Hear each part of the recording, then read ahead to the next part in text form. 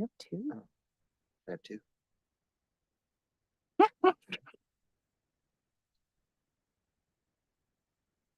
Right. Good afternoon.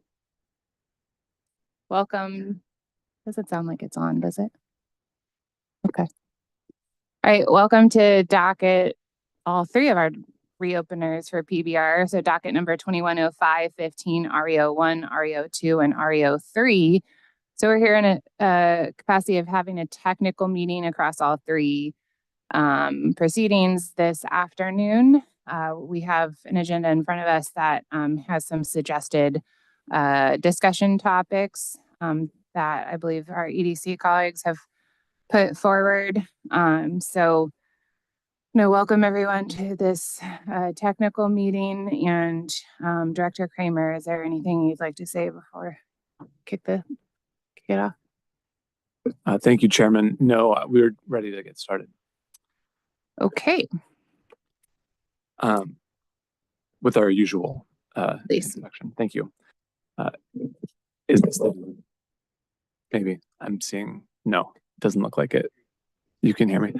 Ms. Lupoli, do you know if the audio is picking up? Okay, very good. All right, so good afternoon, everyone. And as the chairman mentioned, my name is Peter Kramer with Authority Staff. And I'll start by laying out the plan for our tech meeting this afternoon.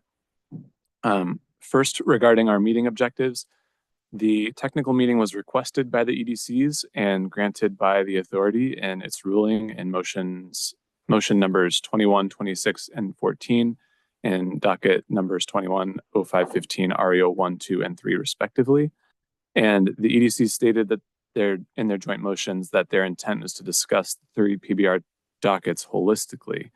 So taking that as the objective of the meeting, and additionally, and has been the case throughout the proceeding in our roundtable format, an additional objective of the meeting is to develop PBR mechanisms and ideas in a discussion-based format. In terms of housekeeping, our technical meeting is being broadcast live on PURA's YouTube channel, and the recording of the live stream can be found there after the meeting. We're also joined by our court reporter today, and the transcript of the meeting will be posted on PURA's website when it's available.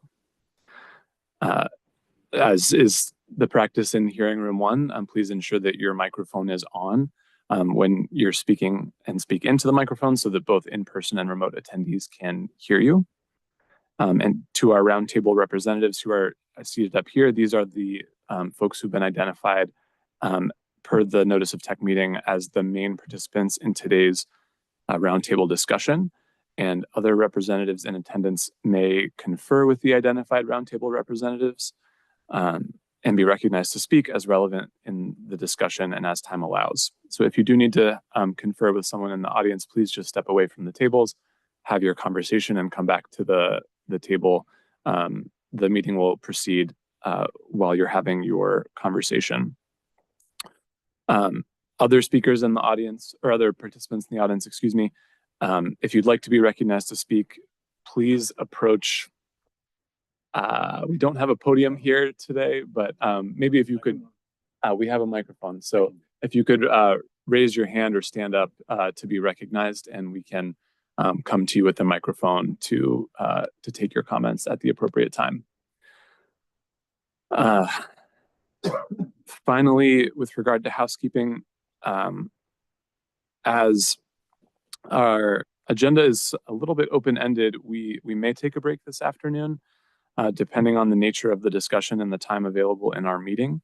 But that, commissioners, if that is okay with you, we're going to leave that flexible and subject to how the discussion proceeds. Next, the discussion format. So this will be just a little bit different from the other roundtable discussions that we've conducted in each of the PBR reopeners individually. The EDCs submitted proposed discussion topics yesterday, of which we have printed copies available in the room. And those topics will also be posted as correspondence to each of the PBR dockets following today's meeting. Those topics will be organized for today's discussion in the following 3 topic areas. First, the relationship between RE01 and RE03. Second, the relationship between RE01 and RE02. And third, the relationship between RE02 and RE03. So we'll take those topics in turn, and two final facilitation points that I would like to highlight. First, authority staff are not here to answer questions generally. The EDC's request for this meeting was granted, and authority staff are here to listen and participate in the dialogue as it unfolds, to ask questions as well. And just to underscore the point that authority staff answering questions is not the purpose of today's meeting.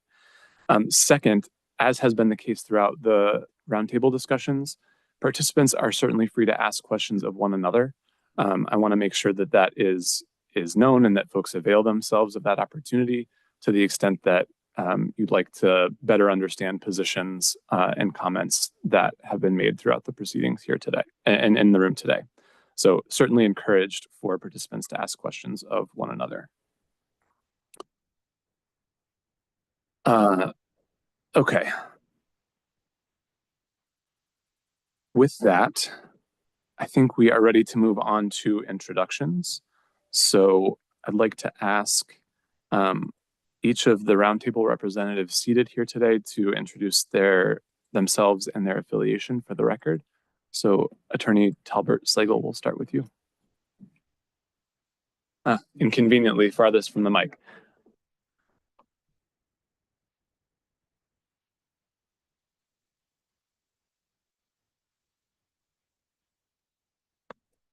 Hi, Tom Wheel.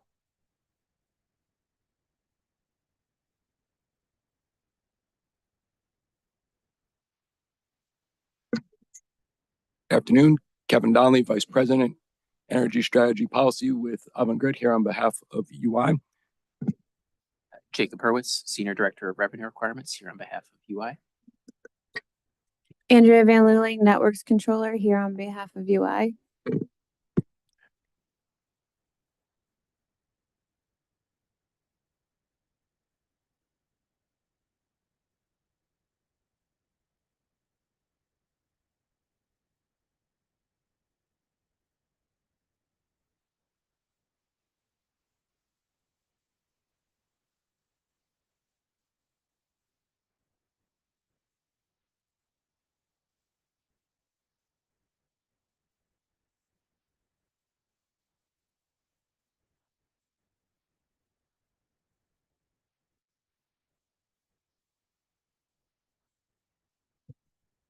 Taku, Eversource.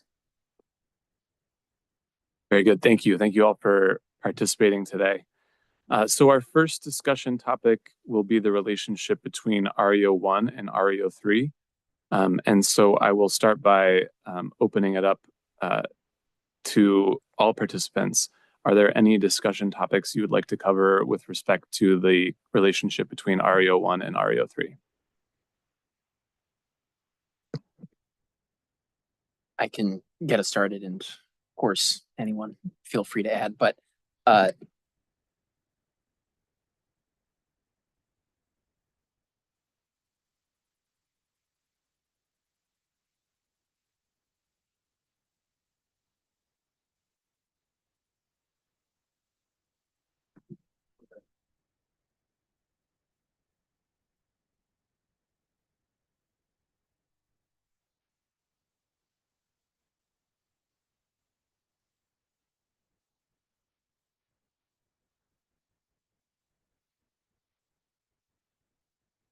the opener.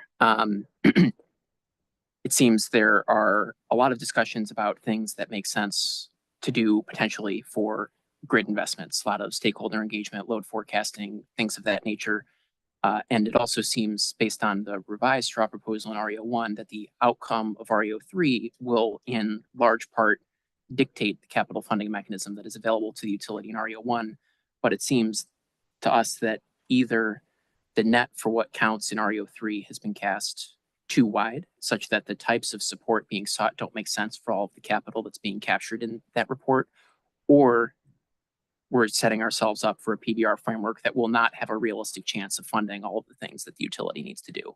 And it's that fundamental tension that we're most interested in understanding. And I think that most imperils the future success of PBR. In the written comments that the utility submitted in response to the recently issued straw proposal in RE03, I know we've described it a couple different ways, but I think there are three broad points that we were making, and as the utilities echoed these to some extent in our last technical meeting, but those are: first, all capital must be funded, regardless of whether those investments are proactive or reactive, planned or unplanned, or anything else. All capital must be funded. If we are expected to invest in a thing, we have to get the capital to make that investment, and that capital comes at a cost that we must recover. Second, what we've proposed is putting proactive investments in the IDSP, and proactive here means not just grid investments like substations and things of that nature, but also proactive investments that are in the critical path of serving customers, like changes to the billing system or fleet investments or IT investments. And then third, our third major point is recognizing that the types of support will differ according to the type of capital investment. So the level of support and stakeholder engagement for, say, a vehicle purchase, I would hope would be different from what you would expect for a substation rebuild. And so that's been a lengthy ramble for me. So I'll stop there and see if others have additional thoughts. But I think that's really what caught my attention, at least, is the potential disconnect between RE01 and RE03. As a follow-up to that, Mr. Hurwitz, thank you for the comment. Does the company or do the EDCs jointly have a proposal for addressing the point that you raised about, if I understood correctly, one of the points was that I think the term you used, the net has been cast too wide. So is there a specific proposal different from what is in the written comments for how to address that issue?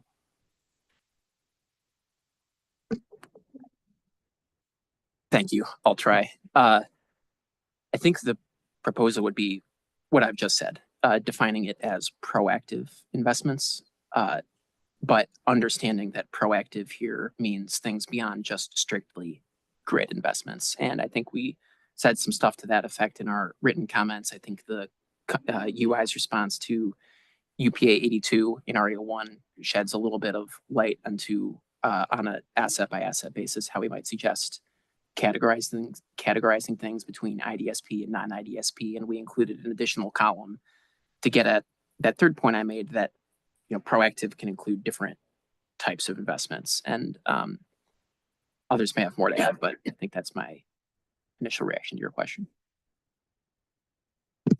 And Kevin Donnelly, UI. Just add to that, I think Mr. Hurwitz touched on many of the points, and again, thank you for granting this opportunity to have a really good open discussion this afternoon. Where we're getting down to, I think, is mechanics. So how do we make this work?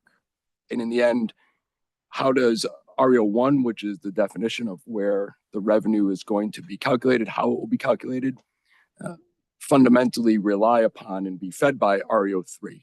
And at least it's my understanding, and let others correct me if I'm wrong, for RE01, with two different types of funding for capital investment contemplated. One being the CT bar, which, as I understand it from RE01, is defined to be input or fed by the IDSP outcome of RE03.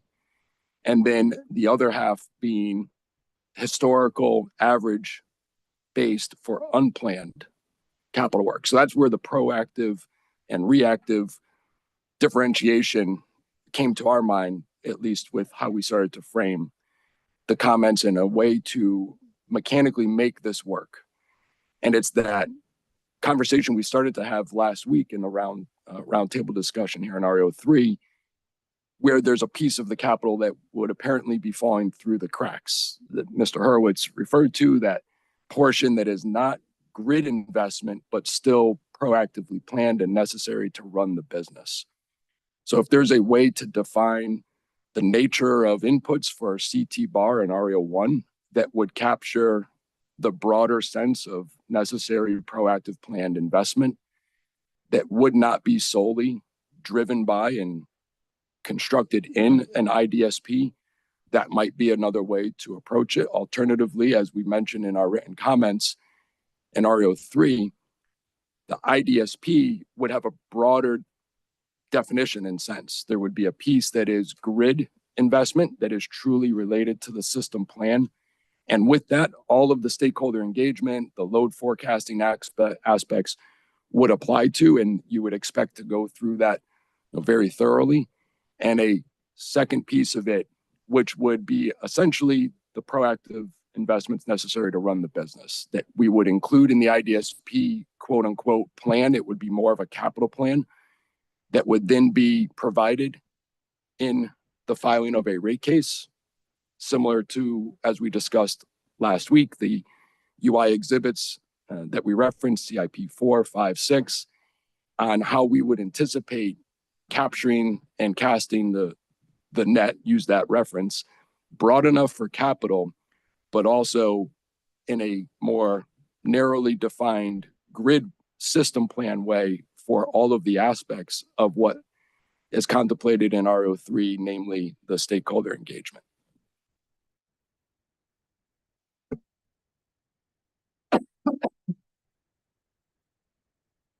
Any follow-up comments or questions from any participants? Yeah, thank you, Mr. Kramer. So I completely agree with what my colleagues, Mr. Horwitz and Mr. Donnelly, say. But I want to step back and maybe put it a little bit in my terms as a simple engineer. So the context that I'm coming from is we have, as a company that operates in other states, we have been through two similar exercises, right? So in Massachusetts, we developed an electric sector modernization plan that informed the capital plan for the company for the next 10 years and for the years subsequent to that 10-year period. But that ESMP was developed after we had gone through a rate case. And there were incremental investments that were defined in that electric sector modernization plan that we needed a separate recovery mechanism for, because a K-bar was already established in the rate case. But the contents and the description of that plan are very similar to what the IDSP contemplates. And in fact, we use that as a template for our proposal. We are currently going through a rate case in New Hampshire where we propose a DSP, a document that, again, is very similar to the IDSP. And that is more analogous to this case because the DSP in New Hampshire is an exhibit to the rate case. And it sets out all of the investments that are driven by system planning activities, proactive activities, but it also sets out all the investments, the operations support capital that runs the business. All of the things that Mr. Donald said and Mr. Horwitz, the IT, the technology systems, fleet, facilities, everything that needs to run the business, because we understand that what our aspirations are as system planners does not exist in a vacuum. It needs to be supported by the muscle of the business. And so that document, the DSP, described the system planning drivers, peak capacity, reliability, asset condition drivers, everything that drives proactive projects, needs and solutions for the business that turned into core capital projects. But then it also presented an investment plan, a proactive plan for all of the operations, support capital. And then it laid on some incremental projects that could be included in the K-bar, but are not necessarily part of core capital. And in that case, resiliency plan was one. Another one was what do we call it?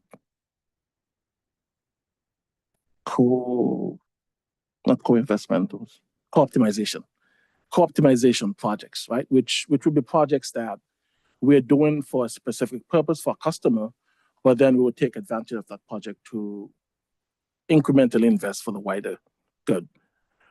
In this case, that could be the DER cost allocation projects, where a project that's driven by DER, the substation, we would use that project to provide additional reliability for other customers, and therefore that would be the justification for allocating some cost to ratepayers. So it becomes a co-optimization or co-investment project. Those are also incremental. So I say that because that really informed my thinking about the IDSP.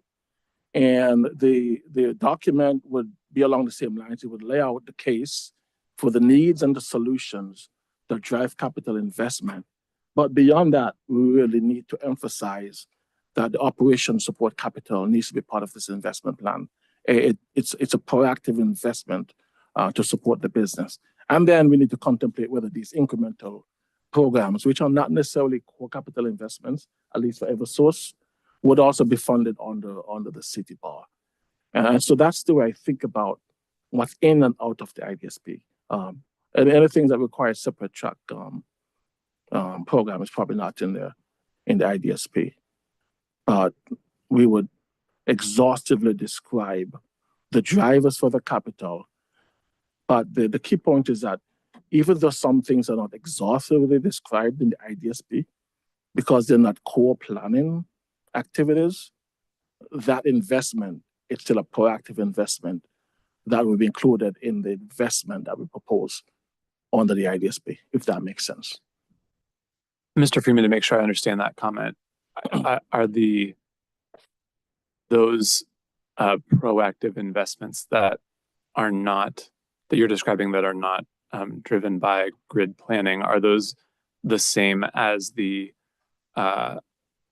category of investments that are described in the EDC written comments in response to the straw proposal in RE03, which identify investments such as IT systems, fleet, facilities? Yes. Are we talking about the same? Yes, we are. Okay. Thank you. You're welcome. Hey, man.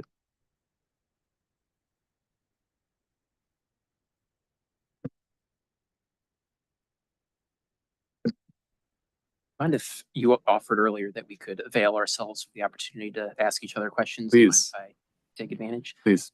And while I would love to ask you some questions, I will also listen to your early guidance and instead, Attorney Wheel, I'm sorry, but direct my questions to you. So we expressed a concern about a potential misalignment between RE01 and RE03, just broadly. Does our concern or have a view on the concern that we've expressed? And I would be happy to try to re-express it if that would be helpful.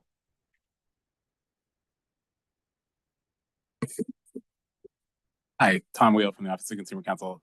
Sure. I want to start by saying I'm informed my mic wasn't on during our introduction. So as everyone in this room heard me say before, Consumer Counsel Coleman is currently at a live web meeting, but he plans to hopefully check in on this later this afternoon. Remember when I said that before I introduced myself? Tom Wheel from the Office of Consumer Counsel. To answer your question, yes. So to start with, I mean,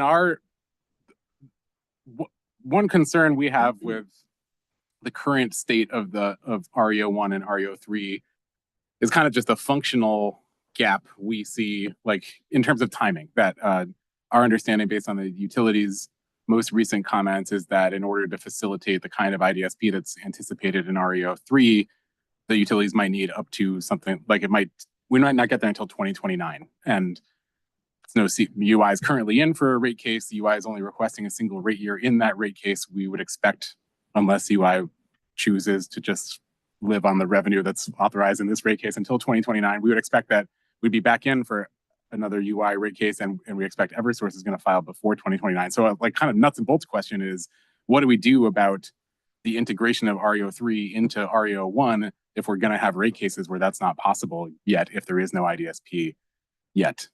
But I think to respond maybe to the question that I think you were more interested in me discussing, earlier today, Mr. Hurwitz, you said something to the effect of all capital must be recovered. I think the OCC edit to that statement would be all prudently invested capital must be recovered at some point in time. And I think it's that second part that we might have a different view than the utilities as to the purpose of the CT bar.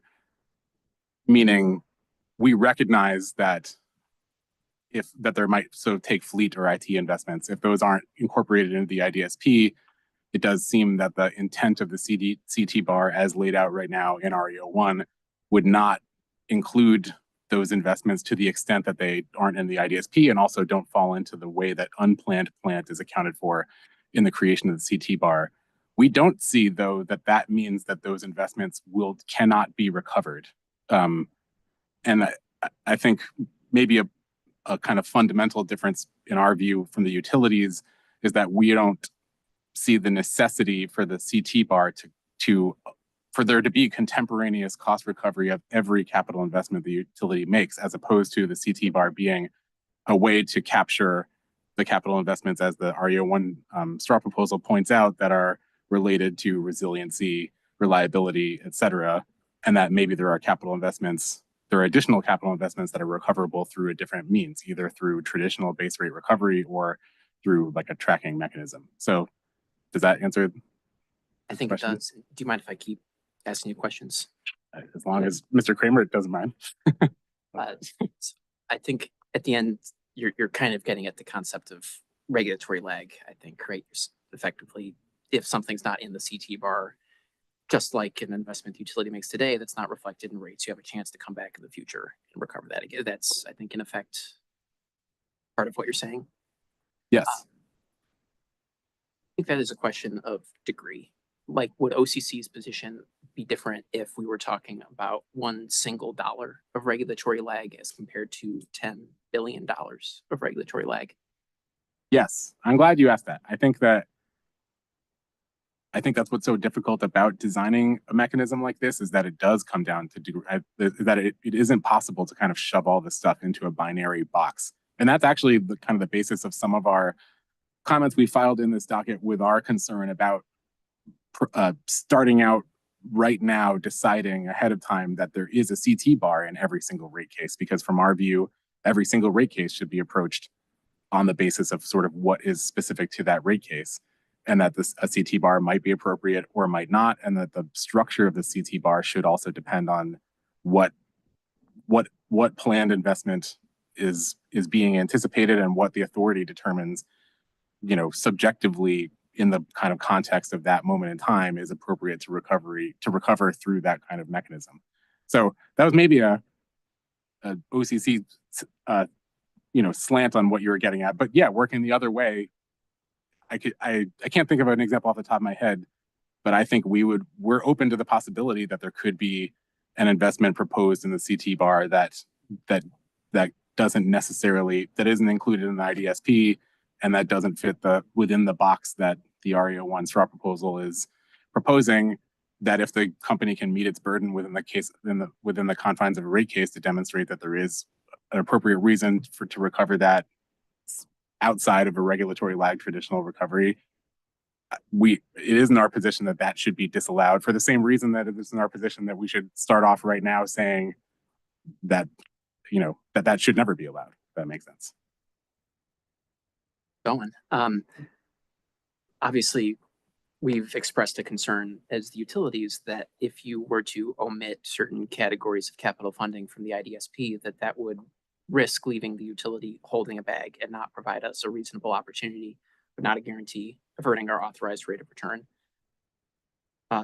Does OCC have a concern in the inverse, that say those categories of capital investment were omitted from the IDSP, and then we went out and did them because we had to, and then we go in for the next rate case and the formula for the CT bar is, well, what did you spend in the last 4 years? And just so happens we did a customer billing system redesign. There's a significant capital investment that we then don't expect to need to recur. Is OCC concerned that by defining the categories of IDSP too narrowly, the CT bar mechanism risks providing more than sufficient revenue?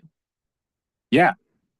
Yes, and I think that kind of goes back to some of the concerns we filed in the docket with respect to the sort of formula for calculating the component of the CT bar that's outside of the IDSP.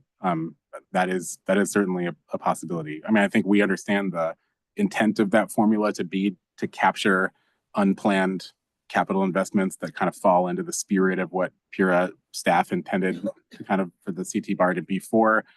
but it does seem like that is one good example of why just using a historic average as sort of a proxy for unplanned additions may not, we wouldn't be happy with that outcome. A follow-up on the discussion here, would identifying the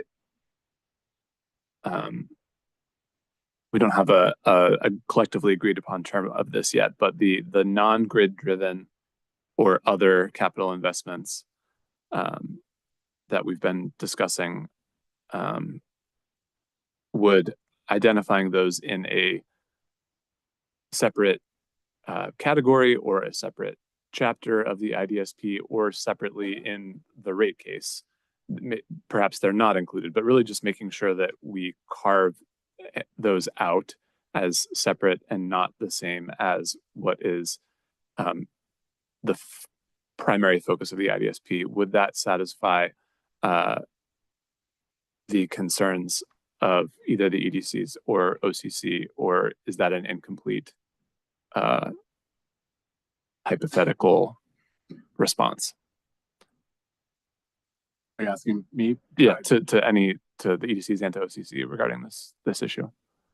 That would work for us, and I think it comes down to maybe the way we holistically view all of the PBR mechanisms, which is that we view these as like additional tools to hopefully facilitate the way that we're and improve the way we currently do rate cases, but we haven't interpreted kind of any component of the PBR process so far as an implication that anything other than what's sort of included in these discussions isn't allowed to happen. In other words, from our perspective, any rate case, the company has, from my perspective, a legal right to present any rate case they want, however they want. The company doesn't even have to adhere, I think, to any of the PBR discussions we talked about today. If the company wanted to come in with like a painting of what their planned plant looked like and offer that as evidence of supporting their request, I don't think anyone could legally stop them from doing so. They might have trouble getting what they want if that's the evidence they're proposing. But I think similarly, if there is an investment that doesn't fall within the confines of what like the structure of these tools calls for, I don't see a reason why in a particular rate case a utility couldn't propose whatever it wanted to, propose whatever recovery mechanism it wanted to for that kind of investment. So I don't know if that answers the question or if Mr. Hurwitz disagrees. I think your question, as I understand it, Mr. Kramer, is effectively if we were to acknowledge that, and I'll just call them run the business costs, like you said, I know we don't have an agreed upon moniker yet, but would including run the business costs in the IDSP address our concern? And I think that would be a big help. And I think just to, not to repeat myself, but just to lay out the three points again, I think point number one is all capital must be funded. And I agree with you, Attorney Wheel. We are not seeking a guarantee of our authorized rate of return on all investment, but we are seeking all of our investment to be recognized in the rate making formula. And as the DT bar is described in the RE01 revised straw proposal, it seems to me that is the intention of, we're going to start with what you spent historically as the universe of all of your spending, and then for some portion of that spending, substitute information from the IDSP from your historical experience. Our practical concern, as Mr. Donnelly said, is just in the functional implementation of that. Based on what we're seeing in RE03, it seems that methodology makes it likely that the capital funding mechanism for significant chunks of our investment will be insufficient. So that kind of gets to my question to Attorney Wheel a minute ago about question of degree. I think if there's one investment that we expect to be $1 million and ends up being $1,000,001, we're not guaranteed our authorized rate of return. But if there are wholesale categories of capital investment that are just missing from the PBR formula, I think that would doom it from day one. So our point number one is all investments must be funded, regardless of whether they're proactive or reactive. Our point number two is we've put forth the idea of putting all proactive investments in the IDSP. And I think that's, to your question, effectively what we're proposing. And here, proactive is not just grid related investments, but as Mr. Donnelly and others have said, it's the run the business type costs, IT, fleet, billing system, things of that nature. And then third, and I think you were getting at this with the tail end of your question, is recognizing that the types of support will differ by the nature of the investment. You know, the level of load forecasting, stakeholder engagement, et cetera, that might be appropriate for a significant substation rebuild will be very different from the level of those types of analysis that I would imagine you'd want a utility to do, for example, after someone hits a pole with their car, right? There's not a lot of load forecasting you have to do to know that you need to replace the pole. And so I think that means my answer to your question is yes. But that's kind of how we see it.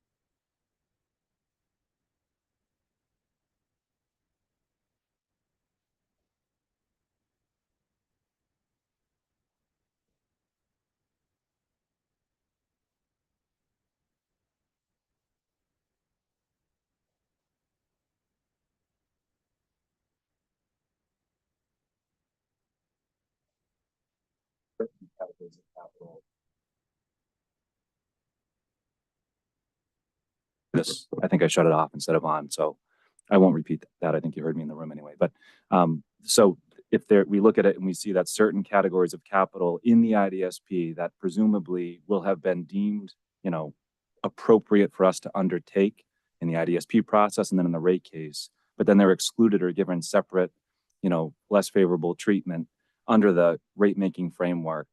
And I know it's in RE01 and we have voiced our concern on RE01, just outright not allowed to reflect the return on those investments such that we wouldn't have that opportunity, I think, to earn our authorized ROE. The rates would be designed, even if we're performing perfectly under this performance-based rate making framework, we're doing everything right. Rates wouldn't be designed for us to be able to deliver to those equity investors the return that PURA itself will have deemed required, necessary to attract the capital. That's the challenge and the problem that we have. And I don't want to take us too far down a rabbit hole, Attorney Wheel, but I think what I continue to struggle with is I understand where regulatory lag comes into play in certain regulatory constructs and historically always has. But regulatory lag, the utility has still had, at least by design, fundamentally, an opportunity to earn the return in each given year. Whereas with this construct, when you've got PBR designed as it's contemplated in RE01, and you've got RE03, which is devising certain categories of capital, again, to your point, if we come out of a rate case and deem that a CT bar is necessary, which I agree with you, it may not be. We may come to a point in our future where we don't need to have incremental capital recovery. But if we do, and we need to demonstrate that there's incremental capital necessary to serve our customers to meet the requirements in RE02 and RE03, but RE01 fundamentally by its design doesn't give us that opportunity to earn the return that, again, PURA would require, we determine we need to attract the capital, then something's wrong. We'll never earn that return. We'll constantly be chasing. And so then how does a utility ever get to earn the return that equity investors require in order to attract their capital? And equity investors see that and see that there's a gap in how this is being set up. They don't take any solace in thinking that, oh, well, in a rate case, you'll have rates set at a level that would give recovery of prior investments when we've seen rate case issues coming out that aren't giving the utility an opportunity to actually earn in any given year. And I think that's our collective concern.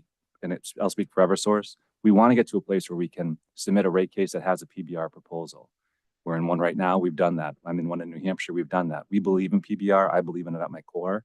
And the fundamental, the gaps that we see, and I'm so grateful we're here to talk about them today. If they're not resolved, they're foundational. I don't see Eversource being able to file a PBR rate case and having to commit to a 4-year stay out, knowing that we're going to have to make all these investments, but wouldn't have that opportunity. And that's our fundamental concern. So I think back to your question, Mr. Kramer, I agree with Mr. Hurwitz that if the investments, all of the investments, whether proactively planned and for a specific purpose, within the IDSP or those that we know we're going to have to make somehow need to be given recognition in the CT bar for all of the costs to make those investments in some way. So we have an opportunity, a reasonable opportunity, so that we can pay the cost of that equity investment. Thank you. And I think Attorney Lon, please. Oh, sorry, can I jump in with a question? Shannon Lon with Conservation Law Foundation. Just a question for the EDCs. I'm wondering if you could speak to the relative magnitude of these capital costs, the non-IDSP, things like fleets, IT, customer service, just to give us a sense of what those expenses are relative to the kind of grid investments that are contemplated in the IDSP.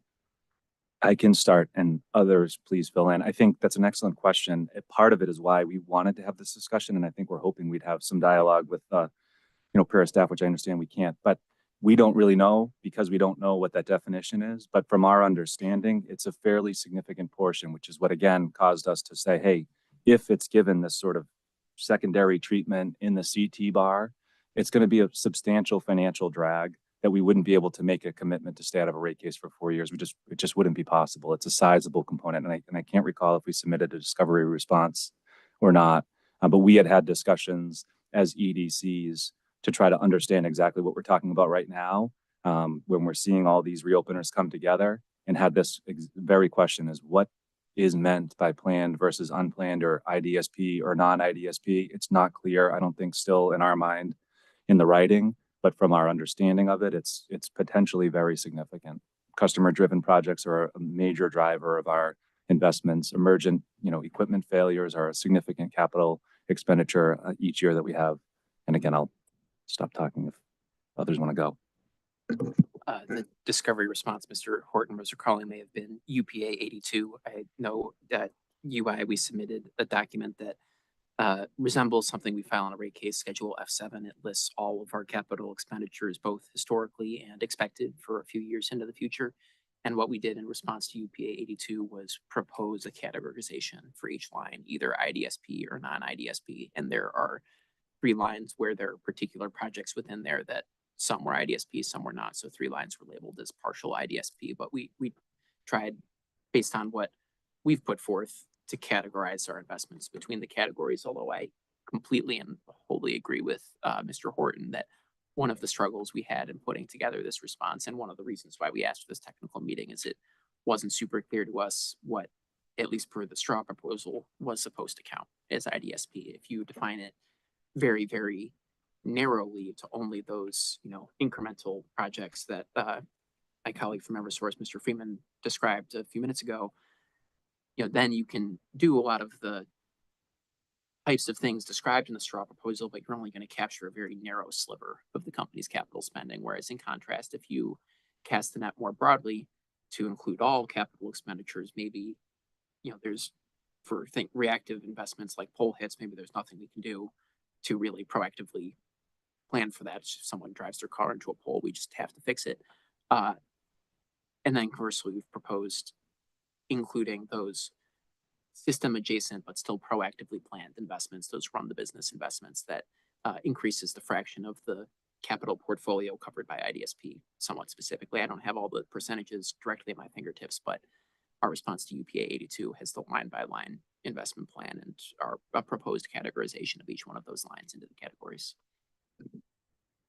And Kevin Donnelly here at UI, and just to further highlight what Mr. Hurwitz was saying, I think if you go to that discovery response in RE01, you'll see line items that highlight fleet and facilities. You'll see line items that highlight IT support. And I was trying to do a very quick calculation here, and fortunately my computer wasn't responding too quickly to load the file. But in our case, UI, that looked like we were in the range of, I don't know, perhaps $20 million in 2026 on a plan for those 4 items I just mentioned, IT, or 3 items, IT support, fleet, facilities, out of a total of 143 million. So it's sizable investment. We don't have a billing system planned in this F7-like schedule that Mr. Hurwitz referenced. Those come up and they are quite expensive. Those can be tens of millions of dollars. So in general, I'm not sure, top of my head, maybe it's 10 to even 20 or 25% of what your capital plan may be might relate to these types of categories that are run the business, proactively planned, separate from what you would refer to as reactive, non-IDSP, more related to what have you done in the last 4 years as historic averages. They do see some fluctuation. Quick math, we did well. Mr. Donnelly provided that answer based on our response to UPA 82 for the 4 forward-looking years reflected in that document. Based on our proposed categorization, roughly 70% of investments would be IDSP, and the rest is split roughly evenly between non-IDSP and partial IDSP. And related to this this discussion and I'll use the term that you've suggested, Mr. Hurwitz, run the business investments. For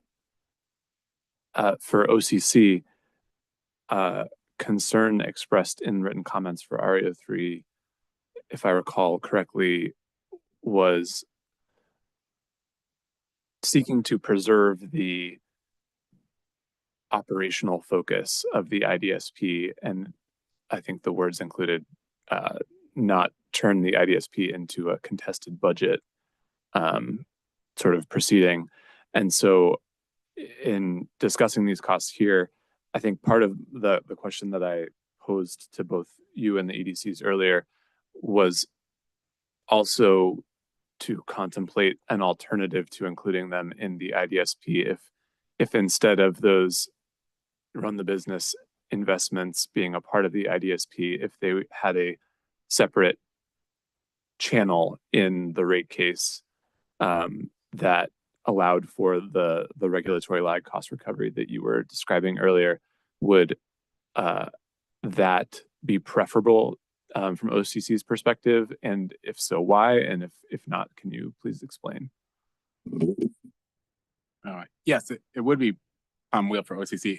It would be preferable for the reasons that you just identified, Mr. Kramer, which is we'd have a general concern with, we think to the greatest degree possible that the IDA should be the IDSP, and that the purpose of the IDSP is not for cost recovery and not to kind of manufacture evidence that will be used in a rate case, but to be just a transparent way for all stakeholders to have a better understanding of what the integrated distribution system planning of the EDCs looks like. And a sort of secondary benefit of the IDSP can be that it can be used to support the company's proposed inclusions in the CT bar. But to us, like, the distinction between those two things is pretty serious because of the potential for the kind of mixing and matching and the kind of misalignment of the incentives, the utility side incentives of integrated distribution system planning. I mean, from our perspective, from what we can see of the utilities capital planning processes now, when people like Mr. Freeman do the work that they do, from our perspective, that work isn't driven by how do we maximize our cost recovery. It is actually driven by, like, what are the system needs. But the more we pour in the framework of cost recovery into that work, the less we'd feel confident that that's what is actually going on. We'd lose confidence that what the utilities are actually doing is planning to provide service, and instead just sort of turn system planning into a straight up, a revenue machine, I guess. And I think, like, I don't know. So that's my response to the notion of including things like fleet or IT costs into the IDSP, especially for the purpose that's provided. It seems like the nature of that idea is to ensure that the IDSP includes everything that will enter the rate case, which is another way of saying, let's make sure the IDSP is the mechanism to get cost recovery in the rate case. So yeah, I think what we would much rather prefer is just to ensure that the system we're designing here treats the IDSP for the purpose I just described it for, but also, like I was getting at before, we would not object to there being any other avenue for the utilities the light is on. We would not object to any other avenue for the utilities to seek cost recovery of capital investments in addition to the CT bar or anything else that we've discussed in these proceedings. If I could just, oh, I did it again. I was nodding until the revenue machine comment, but I think the reason I was nodding is I think I am aligned in the sense that, so that the concept of the like IDSP informing the recovery, in my mind anyways, that came from the Pura Straw proposal in RE01. And I think up until that point, we were advocating, Eversource was, for a K-bar mechanism. That's been consistent from the beginning, which the CT bar is similar in some ways and different in others. In fact, in our original comments, we didn't even notice or understand the planned versus unplanned and the critical distinction that came about as a result of the conversation in the technical session. But what we were, as we were looking at it, we were trying to say, I think what I said a moment ago, which is that if the IDSP is a proceeding, which I think has a lot of value, and my colleague, Mr. Freeman, can speak to this better than I, to explain what goes into our planning process. I completely agree with you. It's not driven by a financial directive. It's driven by the needs on the system.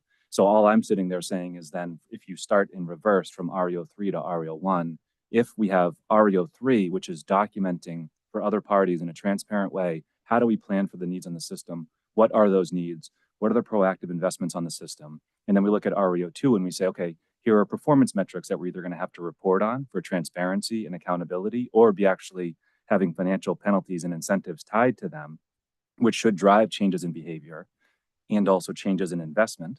Then RE01 needs to be recognizing both of those two things, meaning if RE03 is meant to say, yes, this is how the utility plans, and that is deemed reasonable, or whatever the processes that would follow on RE03, and RE02 is setting performance targets that's intended to drive behavior and produce results in a certain area and drive investment changes, then RE01 fundamentally needs to be designed to align with those two things. And I'm not saying that means that we have to have and I haven't from the beginning, guaranteed recovery or fully tracked recovery, but it needs to be designed in a way that at least provides the opportunity so that we can cover the costs of now all these three reopeners together. If we're saying, yes, this way that you're planning for the system and the needs on the system are valid in RE03, but then RE01 is saying you can't have rates that reflect the cost of those valid investments, it just can't work. We won't be able to make that. We won't be able to make the investments that we have all now in this future world agreed are valid as outlined in RE03. We just won't. We can't, businesses that don't cover their costs of doing business don't stay in business, and it's true for utilities. We can't make the investments that we would be outlining if we don't have rates that reflect and cover the costs of those investments. It's just not, we can't make that math work. And that's why we're here, and again, grateful to be able to have the conversation because we want it to work.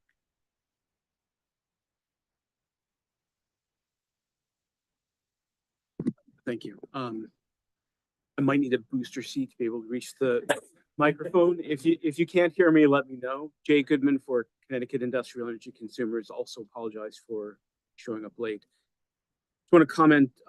One, I think I generally agree with some comments made by Attorney Wheel and also utilities in that, understand that the IDSP is to be intended to be just purely a planning document to provide transparency. But at the same time, it's hard to understand how that won't also be used to provide a rationale and justification in the context of a rate case for the capital investment. It's not that the IDSP investments are going to be developed and considered for the purpose of, say, cost recovery or revenues. But at a certain extent, it doesn't seem like the two are really separable, meaning that the company is needing to conduct a very technical analysis of system needs, driven by a lot of different factors. And it's going to go through that exercise, but then also use that analysis to, again, explain the rationale for the investments made and agree that the utility should have an opportunity through rates, rather the rates should reflect its capital plan, to Will's point, that's prudently invested, and that there is some reasonable amount of regulatory lag that can be accommodated. One final point, which I think made in comments, is maybe I'm thinking too narrowly about this and not adapting well enough, but it's confusing to think of capital investment plan broken up into IDSP, non-IDSP, proactive or historic, or these other categories, as opposed to the company taking a holistic look of what are the system needs, identifying what those necessary investments are with different spending rationales or drivers. For example, asset replacement due to age or due to condition, or the technical label might be, but a reinforcement or expansion necessary to drive electrification driven load growth, some other rationale. But those different labels explaining the need, sometimes there could be multiple needs for one investment within the four corners of a comprehensive capital plan, and looking at it from that perspective, instead of saying there are different recovery mechanisms for different types of capital projects. It just seems like it gets unnecessarily complicated and confusing, at least from kind of an outside perspective. Attorney Goodman, thank you for that comment. I'm curious whether you see those types of categories, namely a categorization regarding how investment is recovered versus categorization based on the justification or the need. Are those mutually exclusive, or can those overlap or be additional to one another? I think they could be additional or overlapping. I mean, if the authority were to decide that there should be, again, like the different buckets, maybe there's IDSP, CP bar to recover certain investments, rates to recover some level of capital investment based on a historic average spend. I mean, you could still have that compartmentalization, I think, but also within that, for the different projects, the other labels identifying what the need or justification, the spending rationale for the project is. I think that certainly could be done. It's just, again, it gets very, it seems to be more complicated than it needs to be. And if you need to adjust your chair, I think there's a lever below.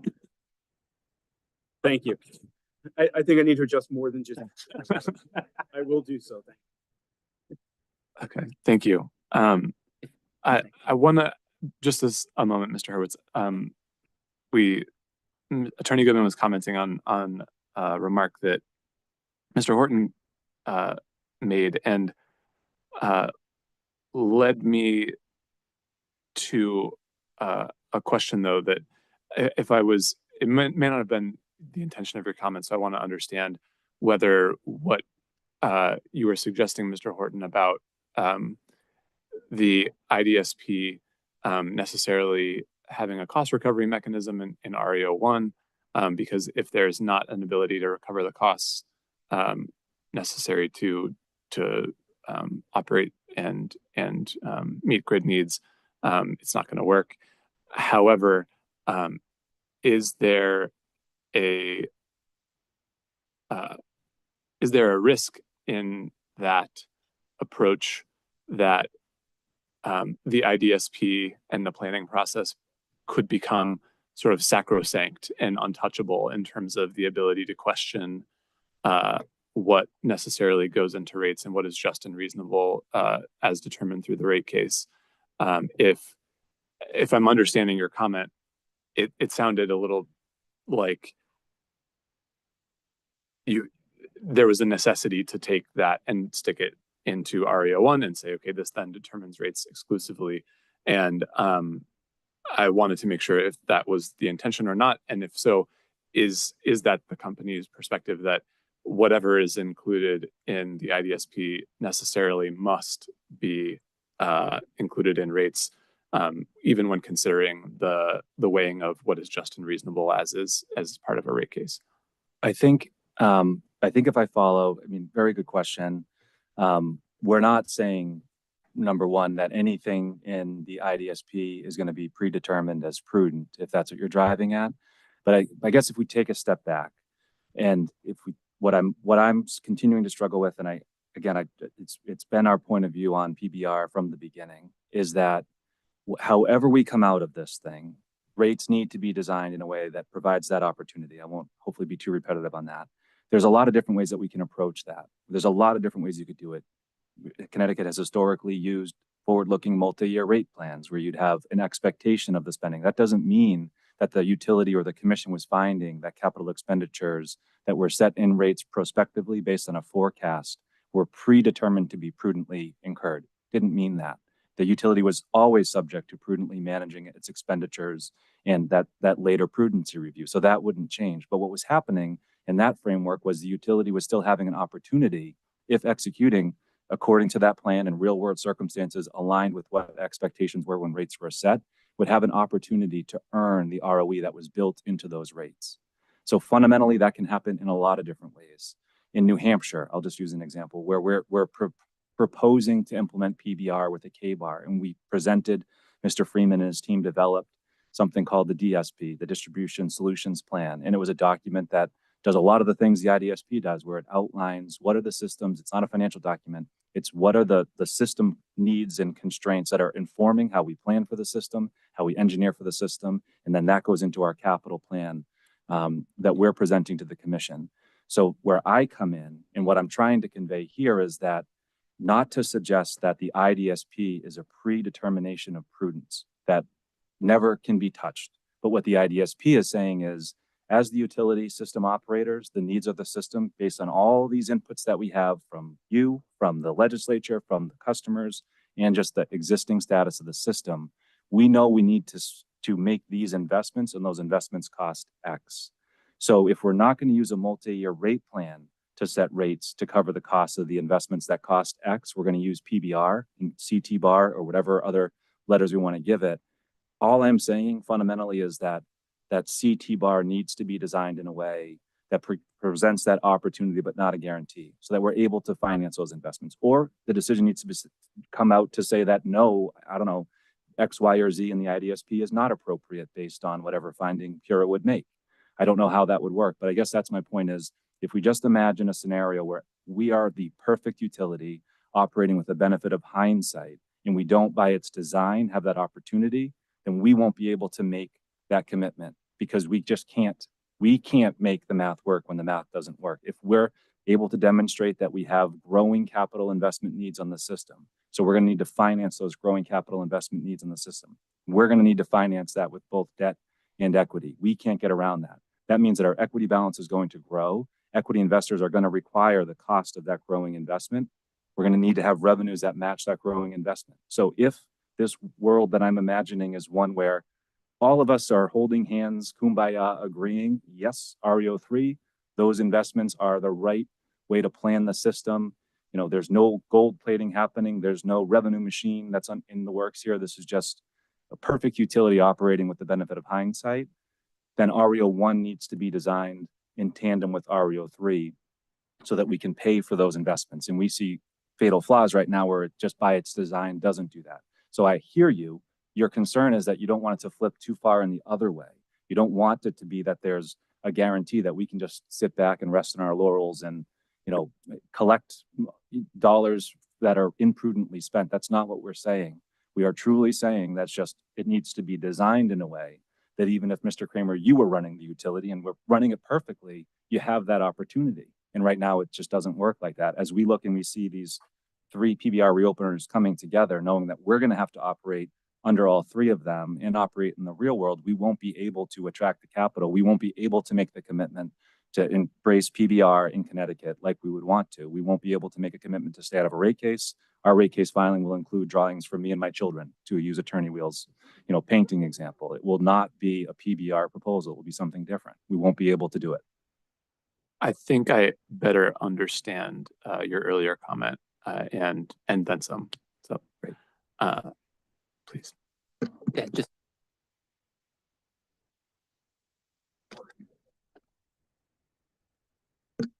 to build off the comments from Mr. Horton with a potentially tortured metaphor. I think at the first in-person technical meeting in RE01, Mr. Horton had used the example of going to a restaurant, and I think the restaurant was Smith and Walensky, but I'd never The heard bad of choice. that. I think if you go to a restaurant and you order food, you have to pay for the food. That's sacrosanct. You can't order food and then not pay for it, but you can choose what you order. You can choose whether to get a salad or the surf and turf. And that's kind of how I think about this. I think we've submitted data request responses, certainly in RE01, certainly in the rate case, and I'm sure in other proceedings as well, talking about how, sometimes there are decisions to be made about what's best for the grid. Are we going to maintain or replace this asset? Are we going to roll out AMI meters this year or next? Are we going to rebuild the substation to support beneficial electrification? And you could go on and on and on. So there are choices about what to do. But as Mr. Horton said, if you have information, if you have evidence that this is the need in the rate year, this is what, based on everything that's known and knowable today, we expect a well-run utility to have to do, I think we're then required to set rates that provide that utility a reasonable opportunity of earning its authorized rate of return. I think not to, re-litigate the technical issues of RE01, but some of the things Mr. Horton mentioned, the omission of a return, those are showstoppers that will prevent the utility from delivering the expected level of performance. And I think what we asked to talk about today, the disconnect between RE01 and RE03, is another potential showstopper. That's like ordering food but not paying for it. If you're going to require the utility to redesign its billing system, to have vehicles to maintain the provision of service to customers, it might not be a grid investment, but having phones so that employees can communicate with each other is in the critical path of serving customers. Having a billing system is in the critical path of serving customers. Having cars so our employees can go out and do the work in the field, those are things that the utility must do and accordingly must receive the funding to do in rates. And so as Mr. Horton said, I don't understand the IDSP to be predetermining the appropriate level of capital investment, but rather I do understand the IDSP to be based on the best information that we have today. Here's what we expect the utility to need to do in the rate year or into the future. And once you've arrived at a conclusion about what level of investment is in the best interest of customers, I think you can't not fund it. You can't just not include a return because no reason that will preclude the utility from delivering the level of performance that is being expected. And if we submit drawings in rate cases, I would encourage you to seek them from Ms. Van Luling's children instead of me. Attorney Kramer, if I can also make a short comment. I thought I heard the question, Mr. Horton, as being at least in part, if the utility, for example, presents an IDSP that contemplates made up number $100 million worth of capital investment, if that would mean that the utility then necessarily needs to recover $100 million through rates for that investment. I think that, if I was hearing that aspect of the question correctly, I would say that the utility can certainly come into a rate case and try to justify the need to spend that money. But as Mr. Hurwitz just said, the authority has the very important purview to determine what is an appropriate amount of capital investment to result in just and reasonable rates. And whatever amount of investment the utility proposes, even if it's all perfectly justified, the authority can still say, we think that just that amount of spending is too much now, given other elements of the revenue requirement, and in order to set reasonable rates, we're going to approve, say, 75%, 80% of what you're proposing. And the company, of course, would then have to manage that budget and prioritize and shift projects around. So I think that even if the company were to come into the rate case trying to use the IDSP to justify some amount of spending that should be reflected in rates, of course, I don't see how that would change any ability of the authority to scrutinize the proposal and determine that a lesser amount is appropriate for a variety of reasons. Understood. Right, but I think just briefly on that, I agree, which is why I keep trying to use this. If we're just all in alignment, that everything is agreed, then the structure needs to be, in my mind, just what I've been saying. And right now the structure isn't that, because I understand what you're saying. If the IDSP is too high, or and we were operating in a multi-year rate plan, for example, then just to your point, that would be part of the litigated result of the rate case.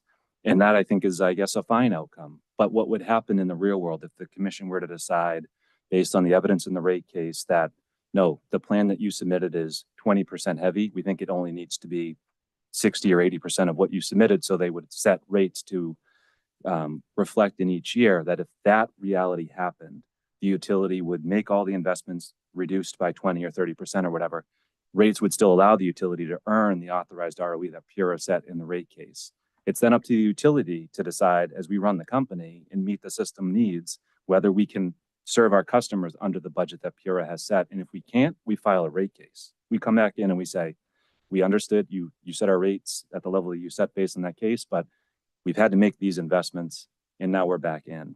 Under PBR, the expectation is different. We're making a commitment to not file a rate case within 4 years, which is why I keep coming back to the same fundamental, foundational, non-negotiable, immovable premise that the rates have to be set to align to in a way that meets our expectation of what the system needs are. And if they're not, because we have, instead of the priorities that are in the IDSP, we have a priority on affordability. That's a perfectly reasonable priority, but we may not be able to make the commitment to stay out of a rate case for 4 years because we are the ones at the end of the day who need to ensure that the lights stay on and the system safe. And if there's an emergent need on the system or something that just simply hasn't been funded for some other reason that needs to happen, we're going to need to make it. And then our only recourse would be to file a rate case. And that's, I think, what I keep coming back to under PBR.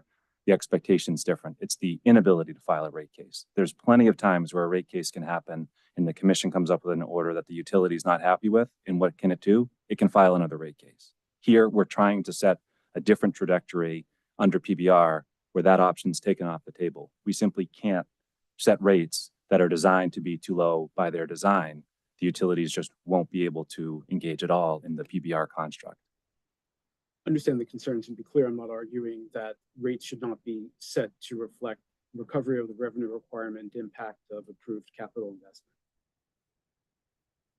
We understand that concern, and the challenge, of course, is being able to scrutinize the capital investment plan, to really dig in project by project to make some evaluation of what's being proposed and what's reasonable in the context of all other utility needs and the ultimate revenue requirement to rate increase.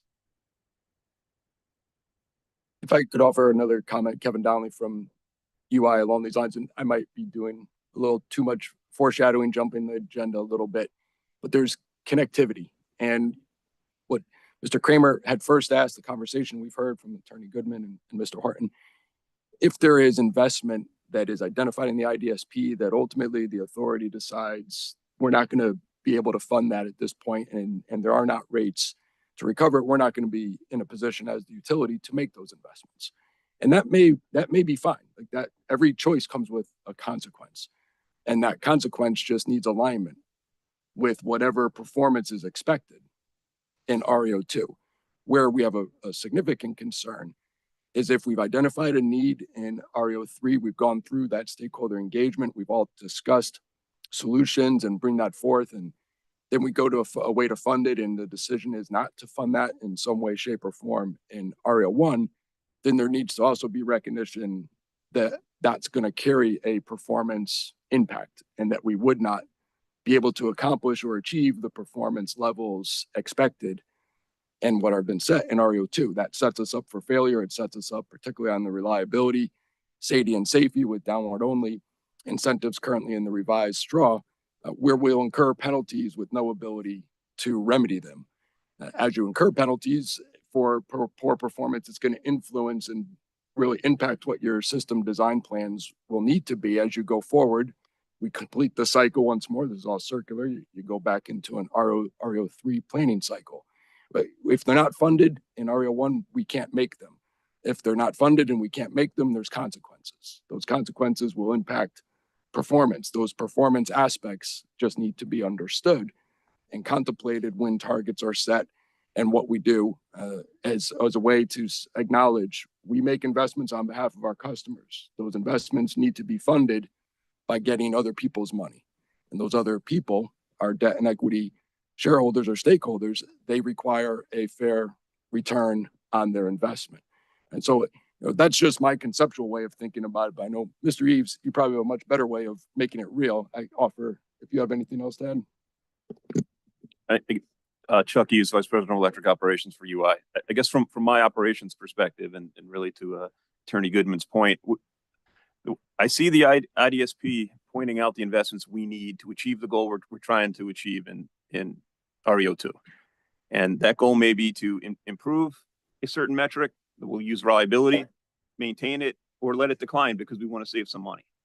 And that plan, I think, would be debated, and we would, we need this new substation because we need to provide capacity in this area.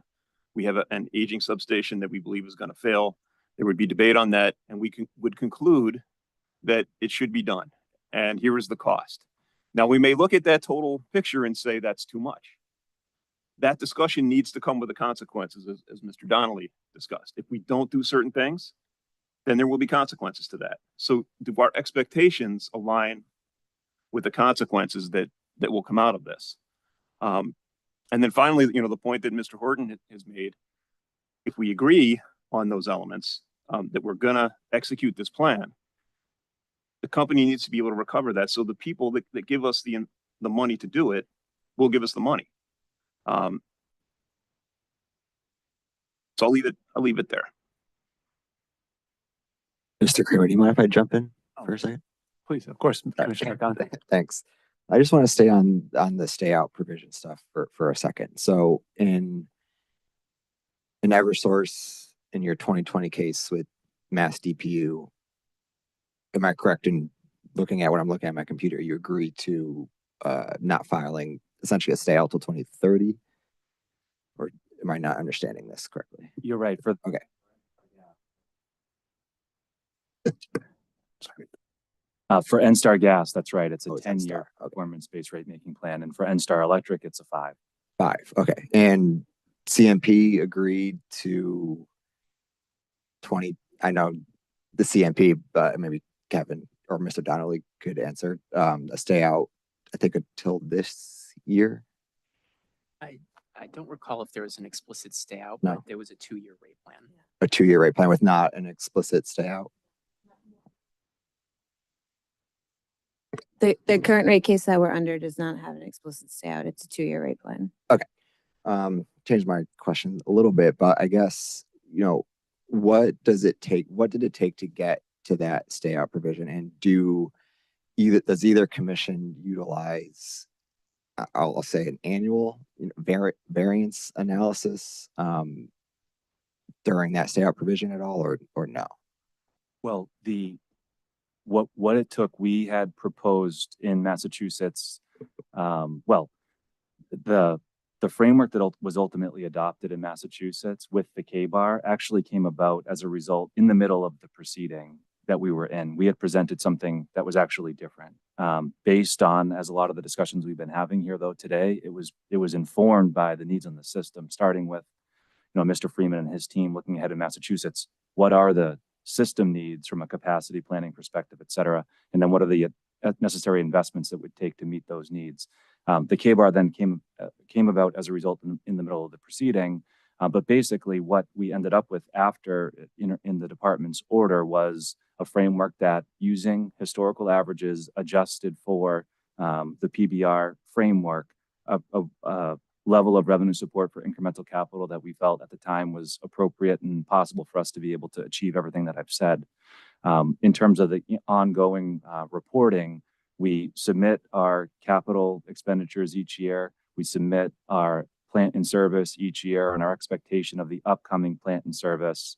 And we have annual earning sharing monitoring that happens as well. On the gas side, we don't have a K-bar. On the gas side, we just have PBR, but we have rate-based resets in the middle of the 10-year term, where it says that to the extent that just pure I minus X formula is insufficient to sustain the capital that we've made, our expectation is, and we're in the middle of this right now, that we will be able to update rates for the incremental rate base that's not reflected in the I minus X or the base rate. So my point, I guess, long way of saying, is that what gave us the ability to make the commitment to stay out is that when we looked at the design of the PBR in Massachusetts for the electric company and for the gas company, we felt that it was giving us that opportunity with regulatory lag built in, which is what prompted us to come in Connecticut and in New Hampshire and propose something very similar with the K-bar. It's not giving us dollar for dollar recovery. There's no guarantee. It's giving us recognition of incremental revenues that are going to support incremental capital, but not in a way that's dollar for dollar. But it's giving us enough that we felt we would have that opportunity, not a guarantee. Whereas again, here, when we look at these things together, it's not doing that. So just sticking with, we'll forget about the gas one because my brain can't handle Sure. that.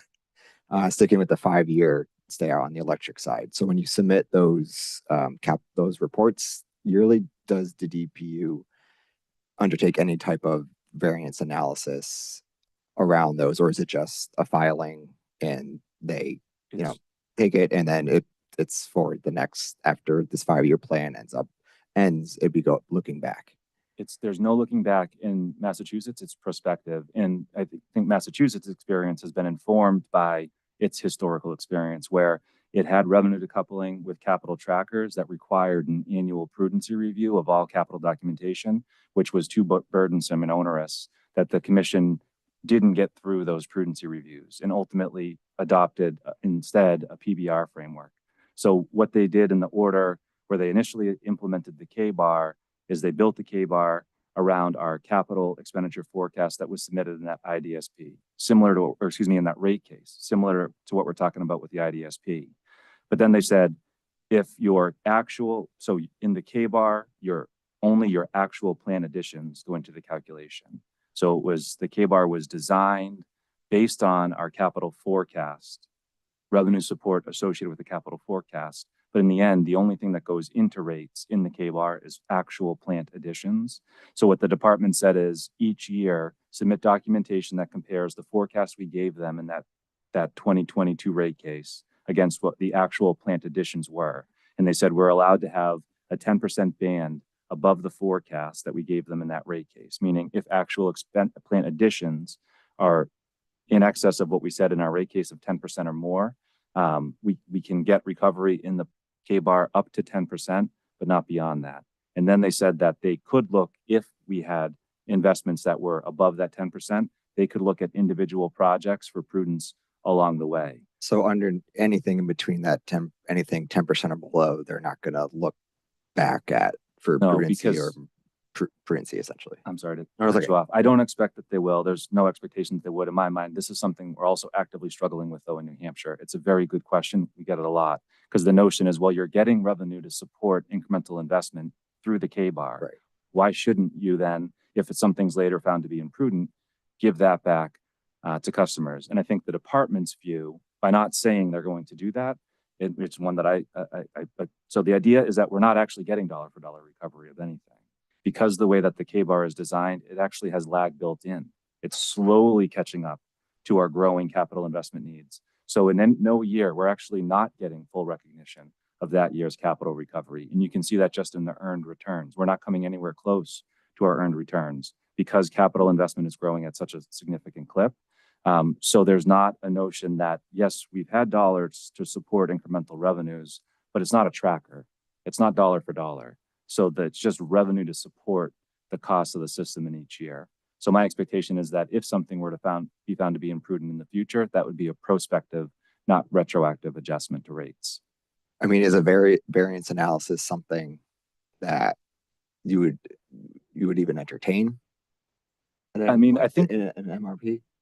I think our perspective is, look, we're fully regulated. We comply with a ton of compliance requirements, and so we would if it were required. But what we're thinking that the objective of PBR is to do a number of things. But one of them is to avoid the administrative burden of having multiple sequential rate cases and going through the prudence review exercise. The K-bar isn't a prudence determination, and it's not needed to be. So I think all I would ask is, if we're going to layer on more of reconciling factors, that we need to be mindful of the administrative burden put on all of you and on all of the utilities. But also, if that's what we want to do, then perhaps it makes more sense to look at something like a capital tracker, which actually the Department for National Grid in Massachusetts did implement a full capital tracker in lieu of the K-bar in the most recent rate case. That was National Grid's proposal, which they adopted. That presumably is going to require an annual prudency review of every dollar that goes through that mechanism. And that's the regulator's choice. But my concern with such an approach is that it would need to work, in both ways. It doesn't, and we put this into our comments. Right now, there's a notion of, if we spent less than what was in the budget or in the IDSP, there would be a retroactive reconciliation backwards, but no accommodation if we were to spend more than that and found to be prudent in doing so. So it's an asymmetrical adjustment that, again, with the other deficiencies we see, it just doesn't provide that opportunity. Different from the K-bar in Massachusetts, at least by its design. Okay. I guess for the UI folks, maybe, I don't, did you ever have a case in New York with an explicit stay out with Yeah, very? Okay. We're, so not necessarily in New York, but we do have cases that do have stay outs, and we're not opposed to having cases that have stay outs. But part of the stay out consideration is whether or not we have the opportunity, but not the guarantee, to earn our allowed ROE. And then those stay outs have all historically been done during the settlement or the final process. So it's not a decision made going into the case. It's something that's worked out, so you know if you're going to have that opportunity to earn your allowed ROE and make that economic decision once you're looking at what the results are, once you're looking at the settlement time period, once you're working. We don't have PBR anywhere else. We do have a stay out in Massachusetts, but again, it's a smaller entity that does not have PBR, but we are in a stay out. So we're not opposed to it, but we can't commit up front, not knowing the end results, to an economically bad decision. So we need to know and need to be working together to make that decision towards the end as to whether or not it makes sense to have a stay out. Do any of those in your stay outs, are there any in the agreements? Does the PUC have that ability to do that analysis during the stay out years? To look at The capital a variance analysis.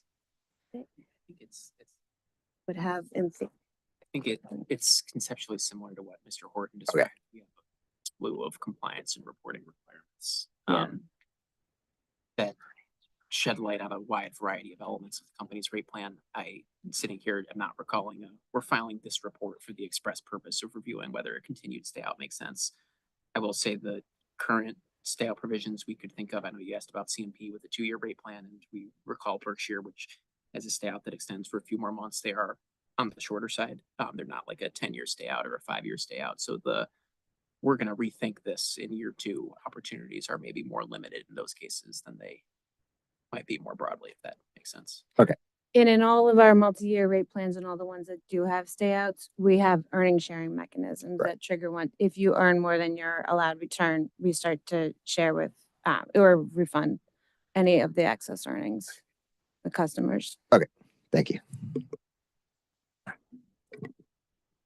With that, I'll come back just to my my opening question to see whether there's any further discussion on the connection between RE01 and RE03, acknowledging that we have 2 other discussion topics to get to this afternoon. So are there additional topics that the EDCs or any party for that matter wanted to raise regarding the relationship between RE01 and RE03?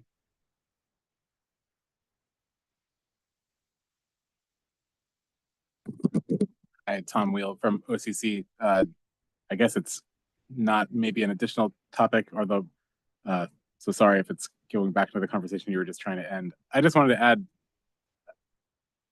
I hear, I keep hearing the utilities talk about the stay out nature of the multi-year rate plan as being this like unavoidable imposition, as if the idea is that PURA can order an EDC to stay out and cannot and tell them that they're somehow not allowed to file a rate case in between multi-year rate plans.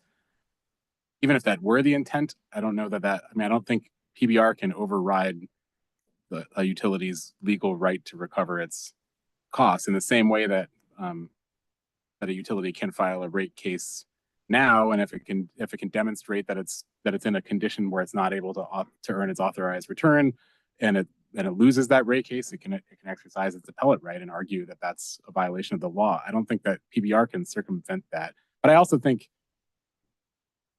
this sounds like I recognize the concern. I think that the concern is about off ramps, which I think is an entirely different part of RE01 that isn't about the intersection of RE01 and RE03. I understand that that a concern that the intersection between RE01 and RE03 may cause a condition that would trigger a potential off ramp.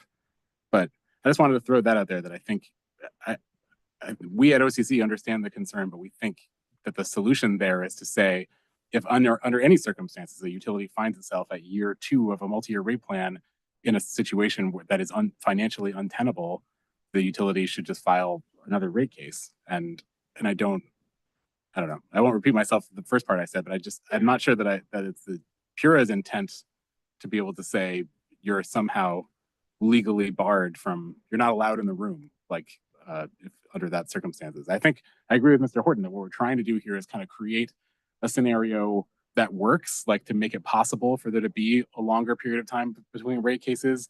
But it's at least not our perspective that once that scenario exists, it has to work, and there is no, if it doesn't work, you don't get an opportunity to come back in again until 4 years later. And I'm not a lawyer, but I agree with that. I don't know that PURA would have that right or authority or whatever you'd say. I agree with you on that. But our point, and again, if we look to Massachusetts, when Massachusetts first implemented PBR, which was in the early 2000s, late 1990s, that experience did happen. So, the company submitted PBR plans, the department adjusted them, modified them, extended the stay out, and the modifications were such that in reality, the utilities couldn't commit to that stay out. They filed rate cases. They broke the plan. They filed early, which came with some retaliation by the regulator. As you can imagine, when you've broken a commitment, you're getting something under PBR, you break that commitment and file the next year. So that's one consideration is, right, legally we could file, but if we've broken a commitment to stay out, how will the regulator in 1 year or 2 years or 3 years view us and treat us in that next rate case? But the other concern that we have is stating the obvious, which is that the off-ramps are important. The off-ramps are intended to account for the unforeseeable. And when we look at the construct of what's here, if we just could imagine a world where everything is foreseeable, but we're designing a rate-making framework that if everything is perfectly, the utility is operating perfectly, just doing everything right, and as a whole, everything is perfect. The utility is acting exactly as everyone in this room individually would want it to, but doesn't have an opportunity to earn its authorized ROE. That's where we just look at it and say on its face, we can't make a commitment. We wouldn't, because we don't want to break that commitment. When we make it, we want to hold it, and we want to operate under PBR. And so that's all we're trying to point out. I'll just add that I, too, am not a lawyer. I have no basis to disagree with you, Attorney Wheel, about what rights PURA may or may not have to constrain the utility's ability to file rate cases. I would expect some arguments in that effect, or to that effect, in the briefs of some of the parties. I will say that personally, I was reacting to the revised straw proposal, which I understand to suggest just the thing you say that cannot happen, which is asking the utility to agree at the time it files a case to stay out for 4 years. And I suspect the company will have legal arguments in the vein that you've made, but we're also observing that from a perspective of economic rationality, how could the utility possibly agree to a stay out without knowing the conditions to which it is agreeing? It's just nonsensical.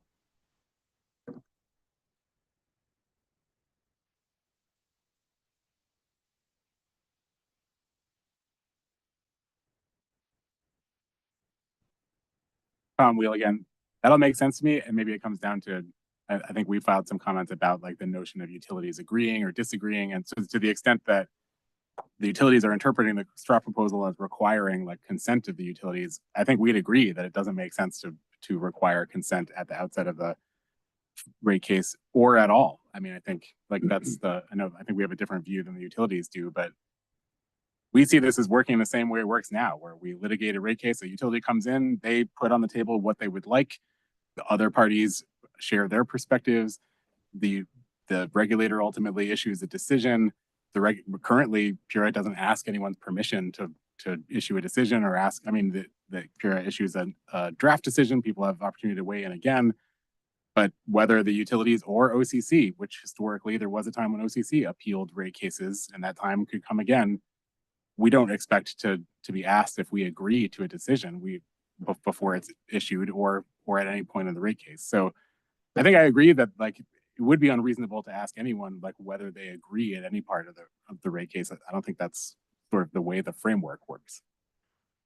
For clarity of the record, what sparked our reaction was page 11 of the revised straw proposal. I'll just read 2 sentences aloud. It says, in exchange for the clarity and predictability of a 4-year plan duration, the EDCs would be prohibited from filing a new rate application sooner than in rate year 4. If the EDCs do not agree to this stay out provision at the time of submission, then the EDC will be afforded a 1-year rate plan, which would exclude the PBR revenue support mechanisms such as the revenue cap formula and the CT bar. So our point is, if that provision remains, PBR will be unworkable.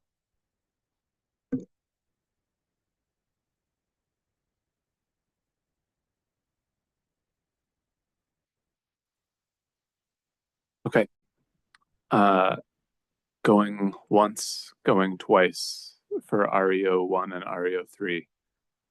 I think what I would propose then is that commissioners, that we get started with the discussion on the next topic, which is the connection between RE01 and RE02, and perhaps take our break at 2:30 if that's workable. Okay. So with that, let's begin our discussion on the relationship between RE01 and RE02 as was suggested and proposed by the utilities. So I'll open just with a similar question, which is what would any of the participants like to discuss regarding this relationship?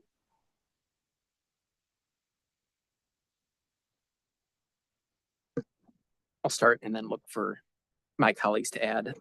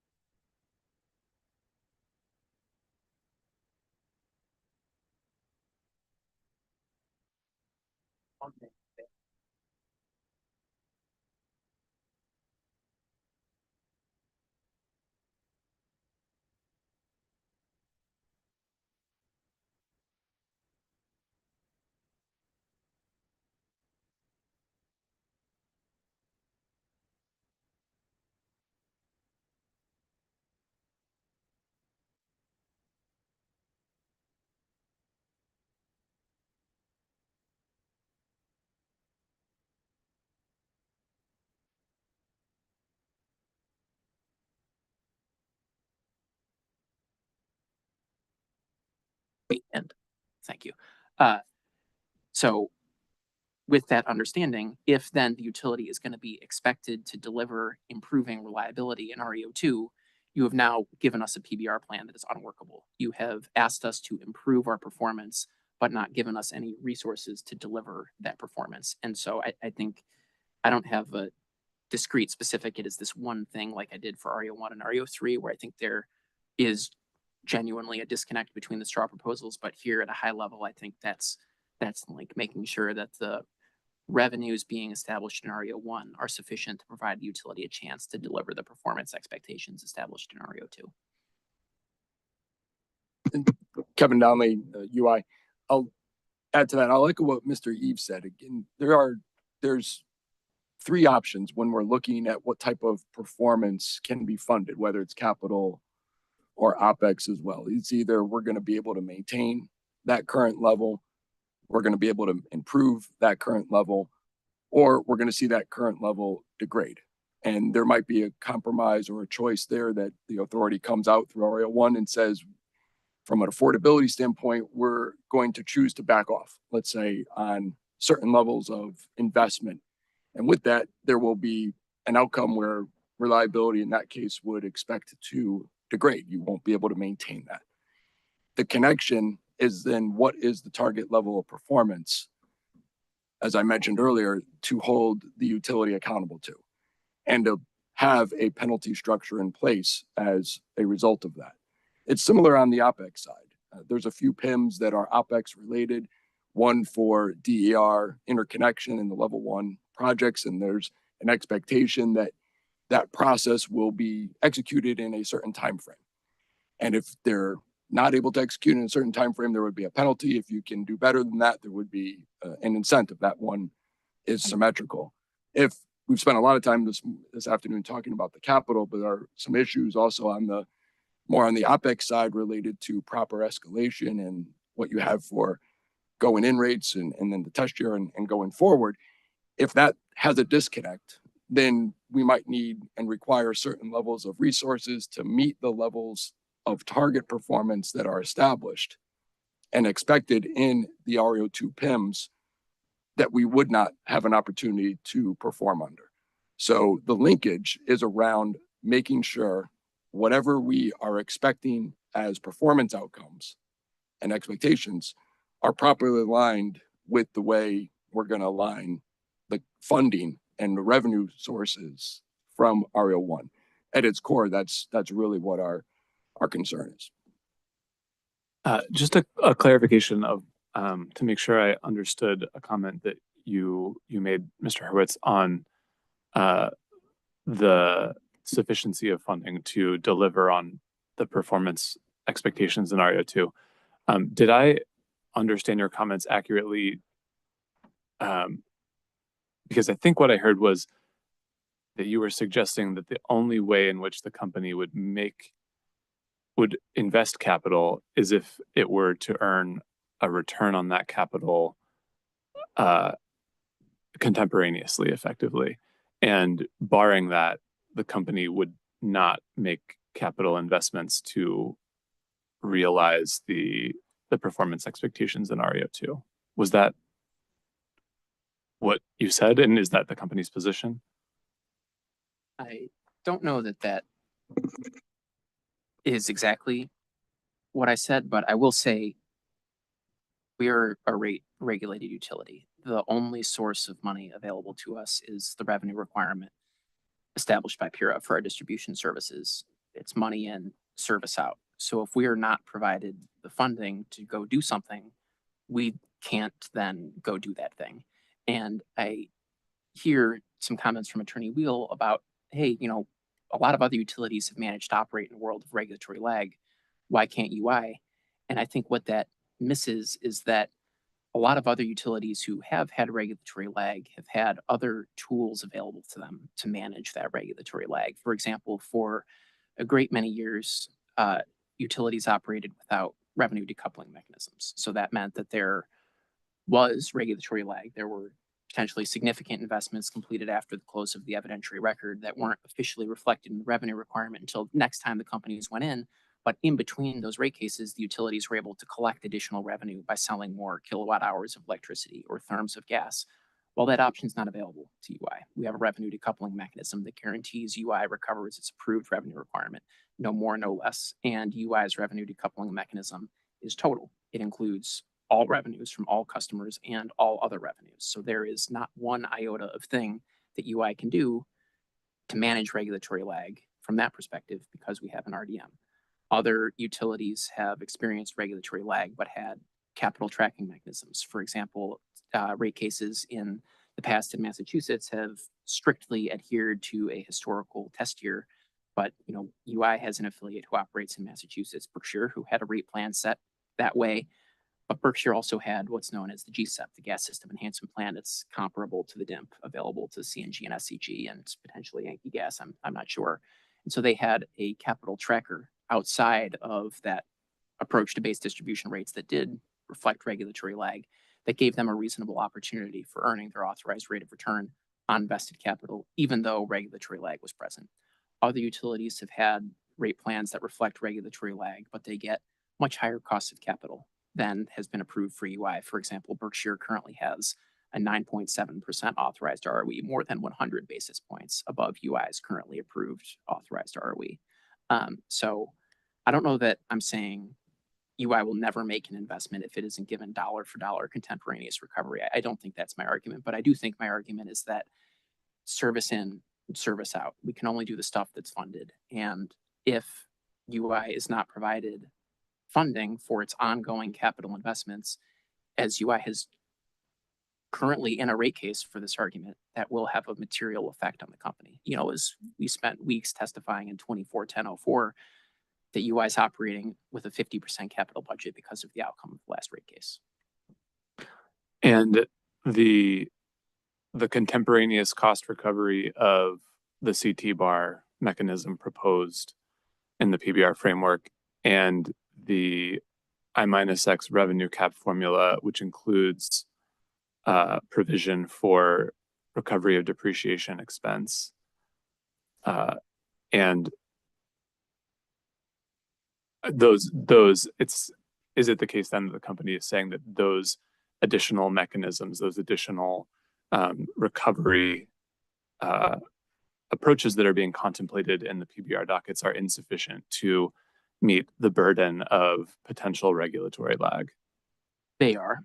It's like asking a bank if they would give you a mortgage if you would only pay the principal and not the interest. No bank would give you that mortgage. That's what the CT bar is like.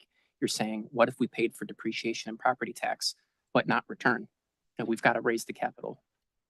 Debt has a cost. Equity has a cost. But I'm sorry to interrupt, but if I was understanding your comments before with other jurisdictions or other examples, I think what I was hearing you say was that other funding structures or mechanisms within rates allow for the coverage of and the floating of the regulatory lag. And so it's not necessarily that in all other instances that contemporaneous recovery of the return portion is available to an EDC, but instead that the other funding mechanisms that might be in play allow for a company to float it, is I guess how I would say. Is that what, was I understanding your comments correctly there? I think it's conceivable, but is a phrase I've used in the past technical meetings. Situations are situational, right? The fact that another utility was able to make it work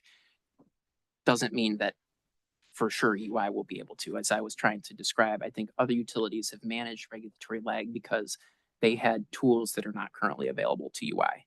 And so the fact that they were able to manage it using tools that aren't available to UI, well, UI doesn't have those tools. So how could we manage that same circumstance? That's what we're saying. And I guess the fine point then on my question is that those tools are different, certainly, and what's proposed or contemplated in the PBR framework is different, and contemporaneous cost recovery of capital investments is different from the existing approach, and the I-X revenue cap formula, and that sort of upward trend on the revenue requirement, save for incremental capital investments, is another mechanism. And I hear you, but I think that was my question, is whether those unique attributes of the rate making approach that we're discussing here are nevertheless insufficient, and your answer was yes. And at the risk of missing your question again, I'll say it a little bit differently. I think as outlined in the revised straw proposal in RE01 and RE02 and the straw proposal in RE03, my answer to that question is yes. I think the issues with the revised straw proposal that we expressed are showstoppers. You know, not having a return component in the capital funding mechanism is a very serious problem.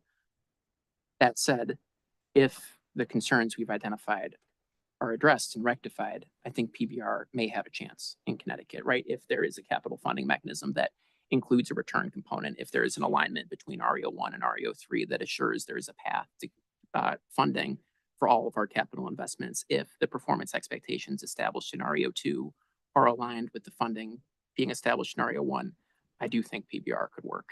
But I want to highlight and be very clear that the concerns we've expressed are real and would imperil the success of PBR in Connecticut if unaddressed. Attorney Will. Thanks, Tom Will for OCC. I just wanted to pipe in since I was referenced as the regulatory lag guy. I did just want to point out, and I'm not trying to be argumentative here, but I did want to point out that here in Connecticut, the utilities sitting in this room historically, since the inception of decoupling, have been able to over-earn in some circumstances, despite there being decoupling, and even in situations where they're outside the confines of their multi-year rate plan. So still subject to regulatory lag. I only say that to say, I agree entirely that situations are situational. So I only say that to say that I disagree with the notion that regulatory lag in and of itself is unworkable, period, because the utilities in this state have situations that are different than utilities in other states do. But I don't think that means that I don't want that to be interpreted to suggest let's just get rid of PBR altogether. Let's just go back to let's just keep doing things the way we're doing. I think that everyone, including the authority, is here trying to move forward from the current situation we're in and come up with a solution to get to a place where the utility does actually have the opportunity to earn its authorized rate of return inside the confines of its rate plan. But like I said, there is evidence in Connecticut that isn't that old that's possible with regulatory lag, with decoupling. So just wanted to point that out. And I'll just add, I think those years of over-earning you're referencing, they sound one of these days figure a phone. Obviously not today. I'm sorry. I'll add, I think those years of over-earning that you were describing were 2018 and 2019 for UI, where UI was coming fresh off the heels of merger and also was operating under a rate plan providing capital cost recovery. So I think it's not like UI was able to overcome the $200+ million capital funding gap that it faces today. As I suspect many folks in this room are aware, that degree of regulatory funding has resulted in UI filing another rate case and seeking to raise its rates to reflect the cost of those investments. And just to build on that, Doug Horton with Eversource, a couple quick comments. I think one thing to point out is Mr. Kramer, to your question, we tried really hard to take a comprehensive view of what we understand the straw proposal to be providing in terms of revenue support, including the I-X, including how cast off rates would be set, including how the CT bar would be run. And I keep coming back to what I've been saying, but it's like LeVar Burton used to say, you don't have to take my word for it. Like, try to do the analysis yourself if you don't trust ours. We presented analysis that said, if all of these things were to come to fruition, operating under the CT bar, the earned returns would be hundreds of basis points below the authorized return. So don't take my word for it. But since we can't ask, perhaps an analysis done by Pura or its consultants to just show if the capital expenditures that are outlined in an IDSP make up those numbers, are then incorporated into the I-X framework that Pura has in its RE01 straw proposal, does that give the utility an opportunity to earn its authorized ROE in a given year? Or perhaps it's that we don't have fundamental alignment or agreement in this room on what Jacob and I have been saying from the beginning, that any framework does need to provide that opportunity.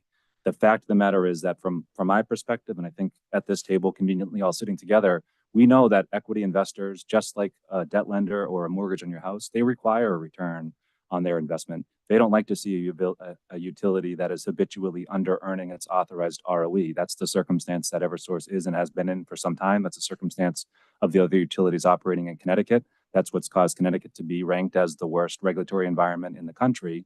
And we're sitting here just saying, again, we want to get to a place where we can embrace PBR and deliver on the value and the benefits of PBR to our customers, including the performance metrics outlined in RE02.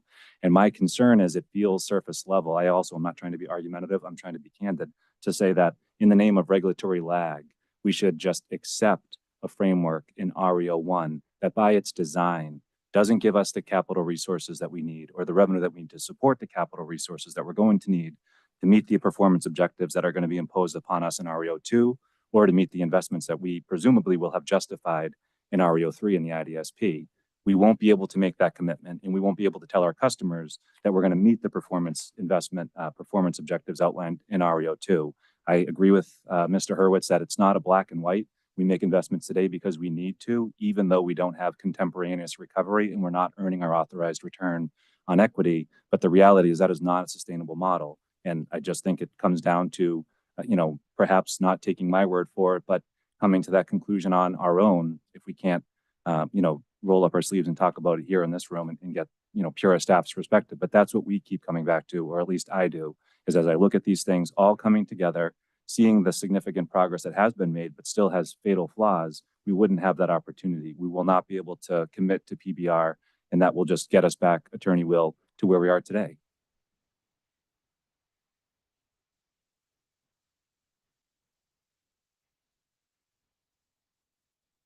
Other comments on RE01, RE02 connection with metrics and revenue adjustment mechanisms? Just from an operating perspective, the concept that Tomorrow we have a nor'easter coming at us. We're going to lose poles. We're going to have capital investment that we need to do. The concept that the base plan doesn't cover all the revenues necessary to make those investments seems flawed. It should. Why are we building in something that doesn't provide for something that is necessary to provide the service that is essential in modern life? End of comment.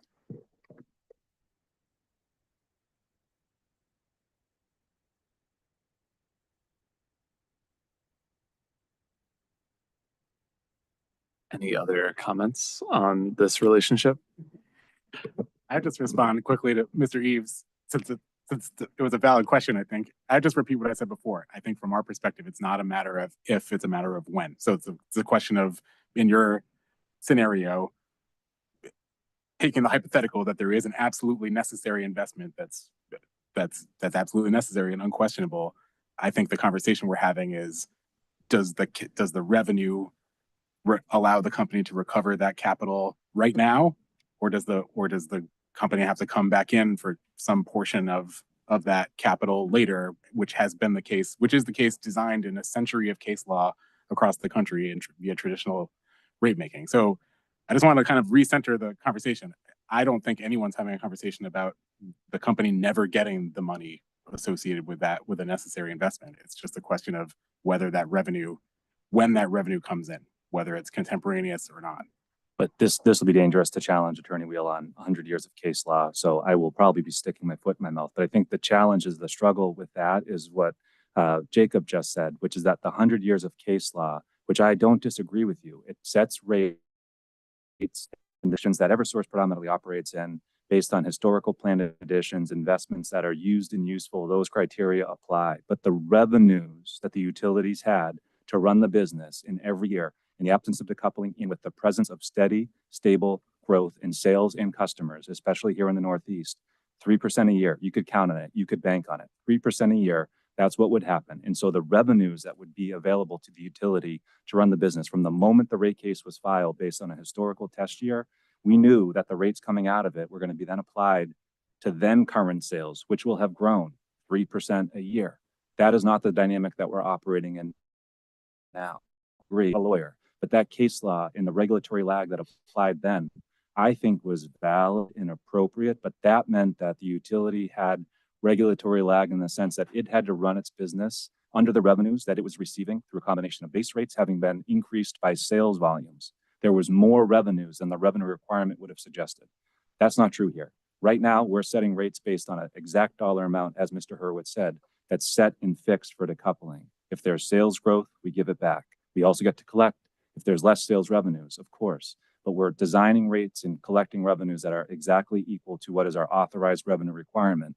So if we have an authorized revenue requirement that's informed by RE03 and has incremental performance requirements outlined in RE02, but RE01 is setting by its design the revenue requirement, the target, low, not inclusive of that opportunity to earn the authorized return to attract the capital necessary.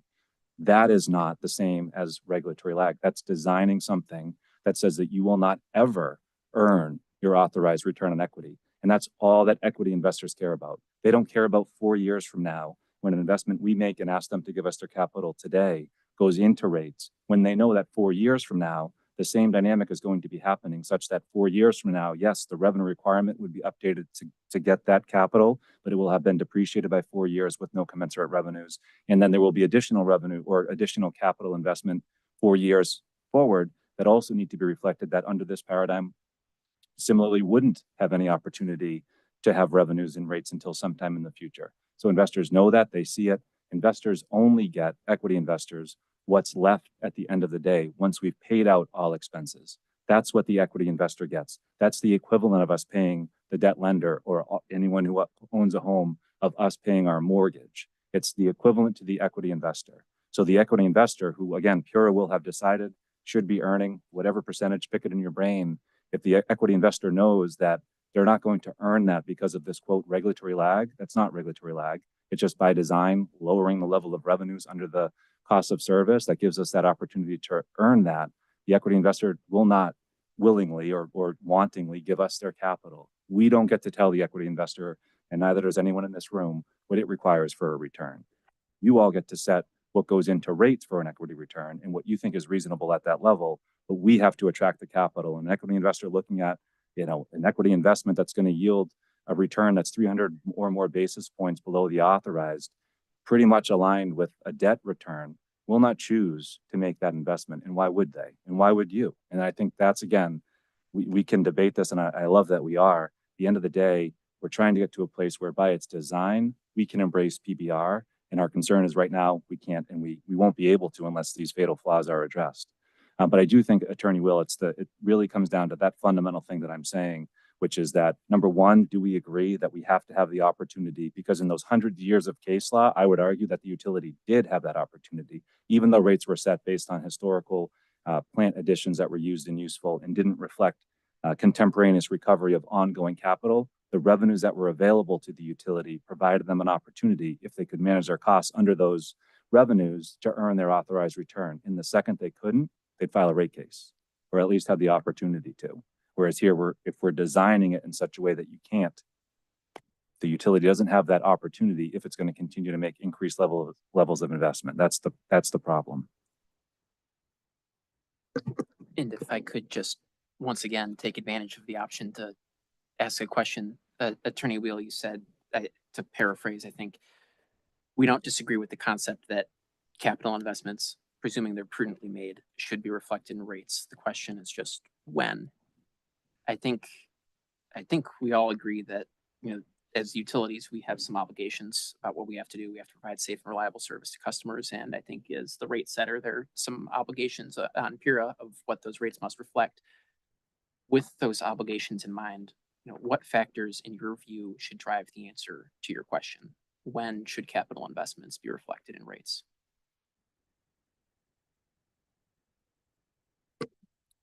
I think it's an interesting conversation. I don't know if it's within the scope of what we're supposed to be discussing, but I think there's an interesting sort of tension between the standards of used and useful, like when the idea that an investment can't enter rate base until it's used and useful and prudent and authorized for prudence. I still haven't seen like how the proposal for contemporaneous cost recovery meets those legal standards. I get that like there's proposals for, we'll have retrospective prudence review. That's not how I read I don't see cases that say that's how that works. I see cases that say cannot enter rate base, not recoverable until demonstrated to be in service and prudently incurred. So I think like that's one of our concerns of like how do we make this work, is how do you set up a scenario that fairly does provide the utility with sufficient revenue to do the things it's being asked of, but also meets those standards. And those standards matter a lot to us, obviously, and they exist for a reason. The reason they exist is to avoid circumstances where regulated companies just get a blank check and no one's making sure that what they're spending is what they're supposed to be spending. So I mean, we have plenty of criticisms about the CT bar and plenty of concerns about it that have been filed in this docket, but that's my understanding of the portion of the CT bar that the companies really don't like, which is the disallowance of the return until such time as those investments enter rate base. I see that conceptually as a compromise that's trying to accomplish that, that it's a tool trying to give the companies something, to give them some avenue to be able to continue operating and do the things that it's being asked of, but still preserve that notion that there still needs to be something in place to ensure that there's a meaningful evaluation that what ends up being built and entering service is what should be there from the perspective of the regulator. So I don't know if that's my answer. I have a couple more if that's okay, and if I'm taking us beyond the scope, feel free. Or Yeah, break time. I think we're at break time, but we can pick up the RE01 and RE02 relationship discussion after that. So it's 2:34. Commissioners, if we take 15 minutes and come back at 2:50, or I'm sorry, yeah, 2:50, that would give us 15 minutes. Okay. Thank you. So we'll return at 2:50 to continue the discussion.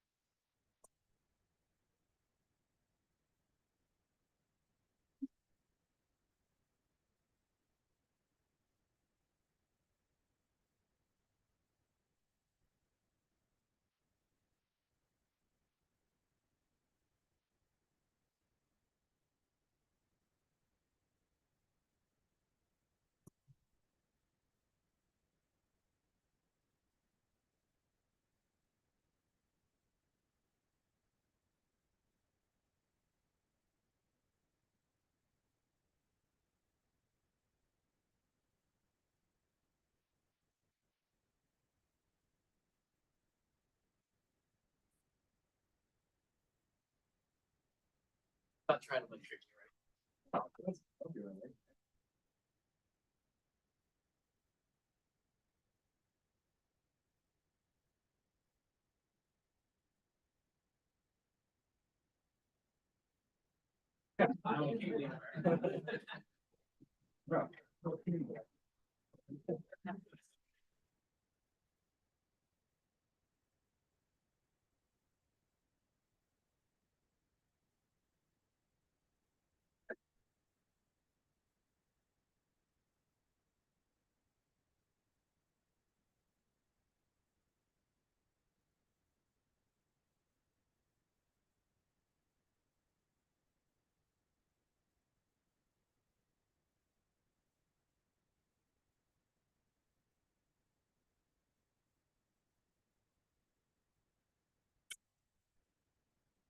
No.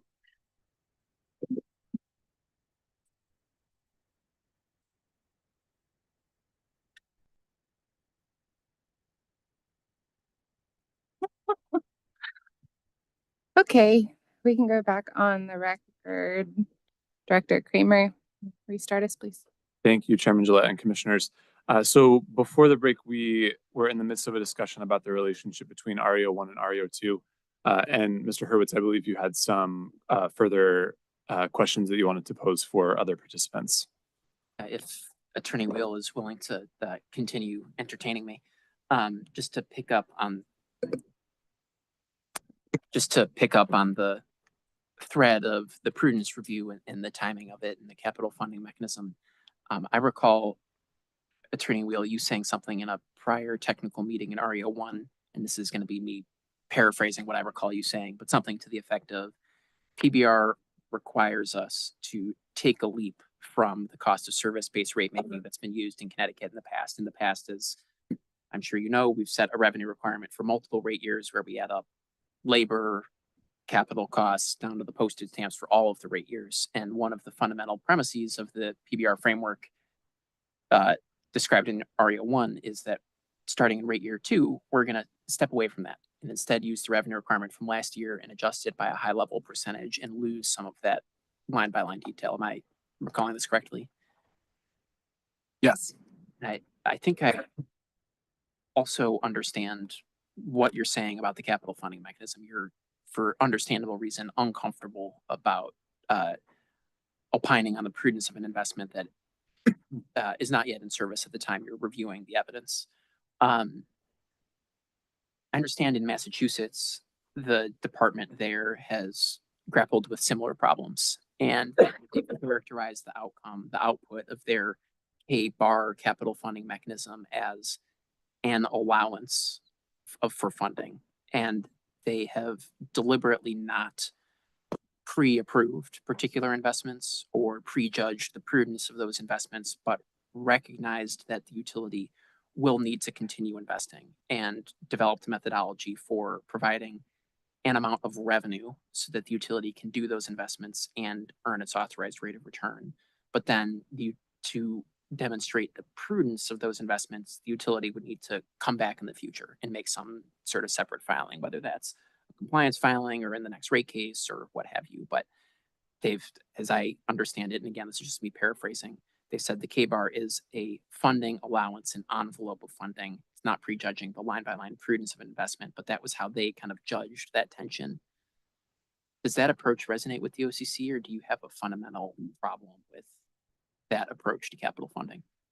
I think the question is what happens at the other end if you provide that envelope of funding. To use extremes as for a hypothetical, let's say the Mass DPU provides $500 million in the K-bar, and then the company goes out and spends $500 million on something, on like buying a mansion or something, like, and then we come back and the Mass DPU takes a look and says, like, wait a minute, there's something wrong here.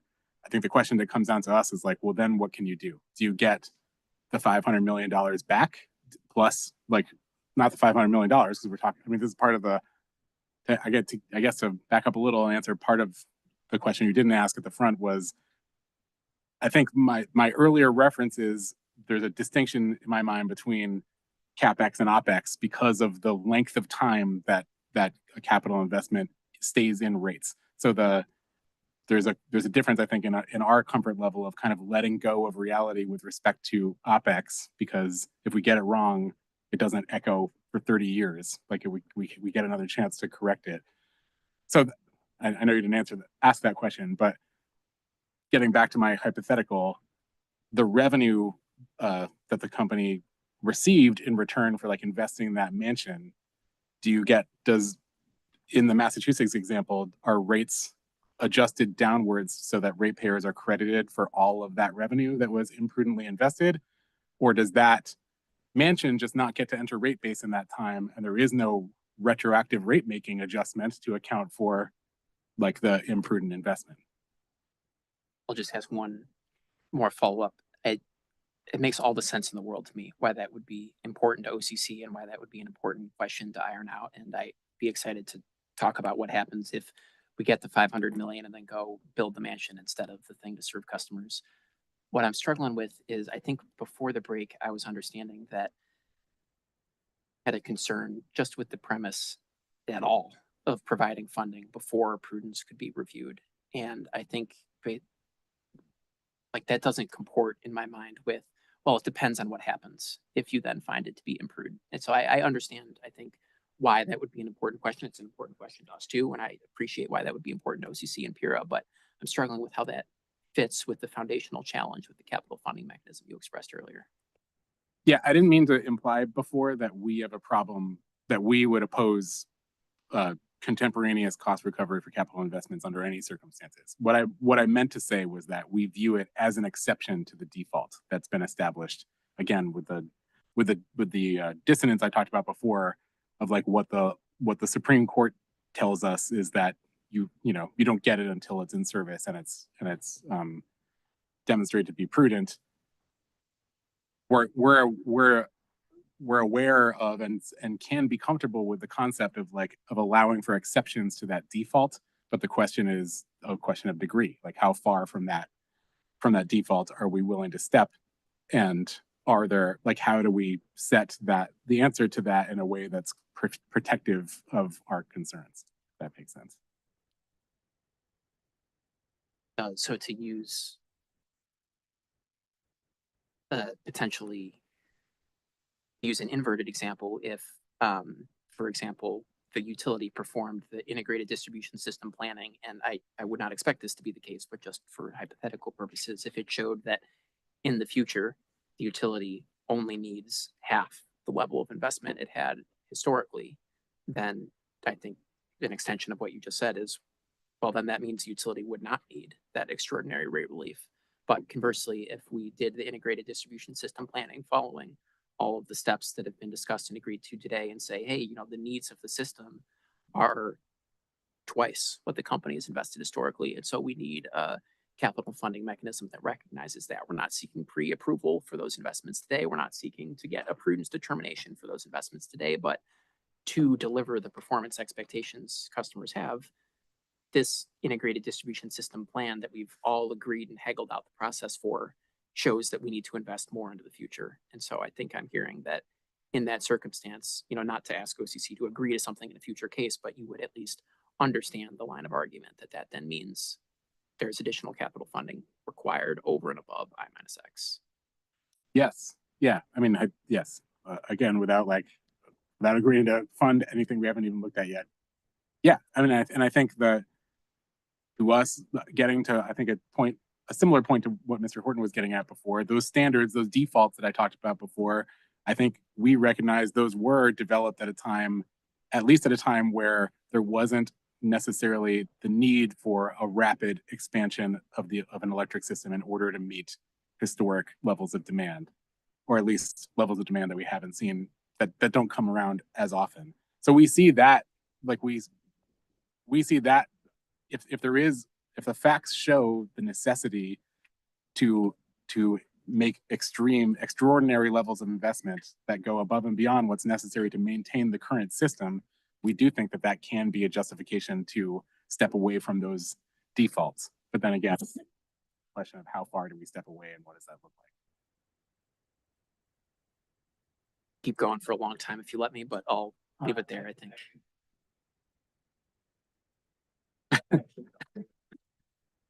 want to bring the conversation back to that topic. I know the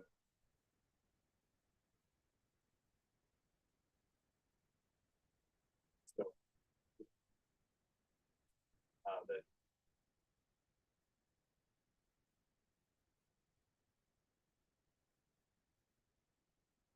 that I think I think it's related to RE01 and RE02, but it's also kind of back to RE01 and RE03. And partially it's that as usually the one being questioned by Attorney Wheel, I'm just really looking forward to having an opportunity to ask him a question and banging my fist on the table. It's yes or no.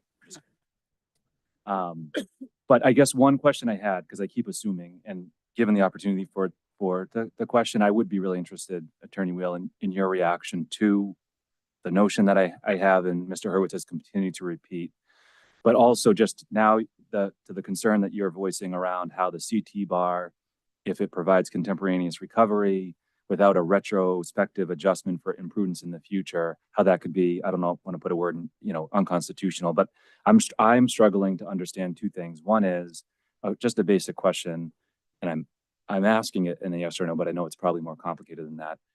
You're using a scenario where we go and invest $500 million on a mansion. I'm using a scenario where we do everything perfectly.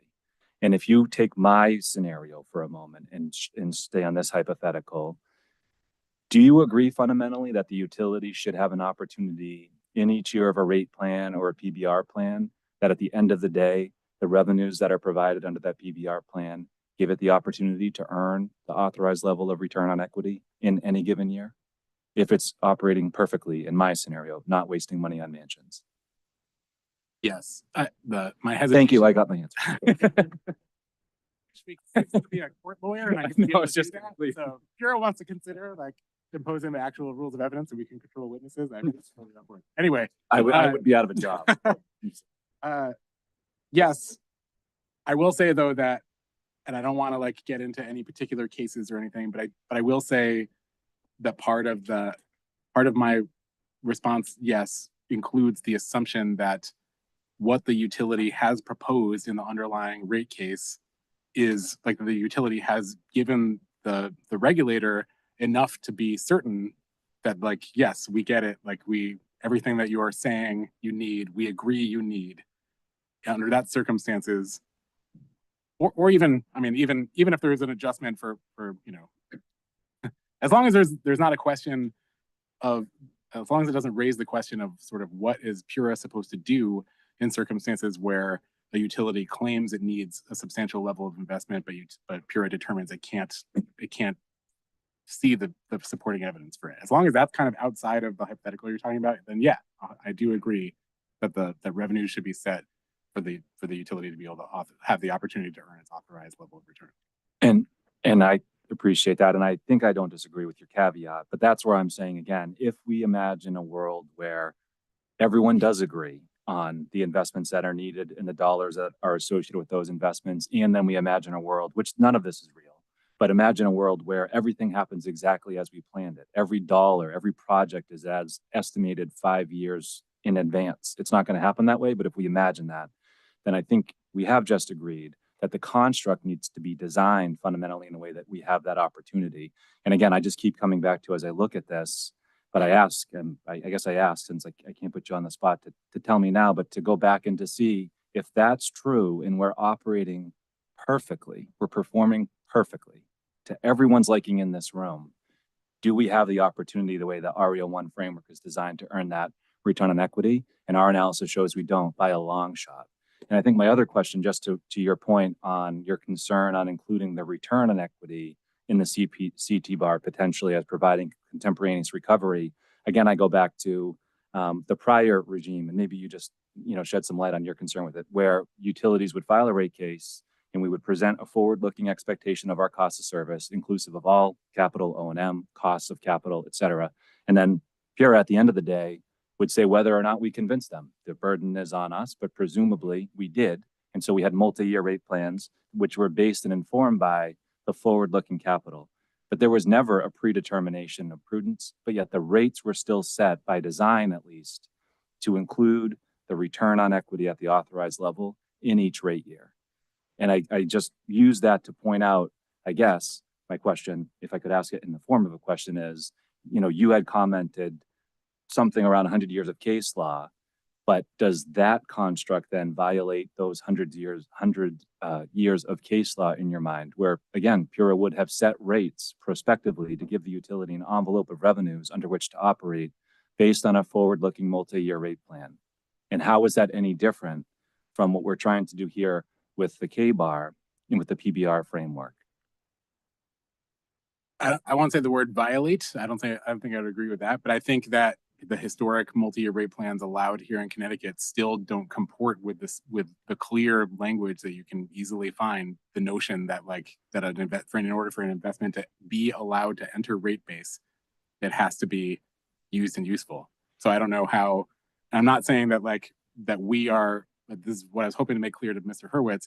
We're not advocating for a situation where we are adhering to that standard. But to answer your question, I don't see how. I mean, it's an interesting sort of tension, and it's not specific to Connecticut. There are plenty of states, many states that offer future forecasted plans to enter rate base. But I don't get how. I don't get there is a sort of legal ambiguity, in my opinion, of how that does comport with that sort of legal standard. I think the other answer to one of your questions, I think, is in that scenario, the historic scenario in Connecticut. I think, and I want to be clear, I'm not suggesting that I can name a rate case or a circumstance where this has happened, but it still didn't resolve the concern I raised before, where in that scenario, where Pura was giving a forecasted plant, setting revenues to allow plant in the future to enter rate base, that still didn't resolve the mansion problem, if you want to look at it that way. There still was no solution for a circumstance in which Pura could look backwards in time and say, hey, that wasn't prudent.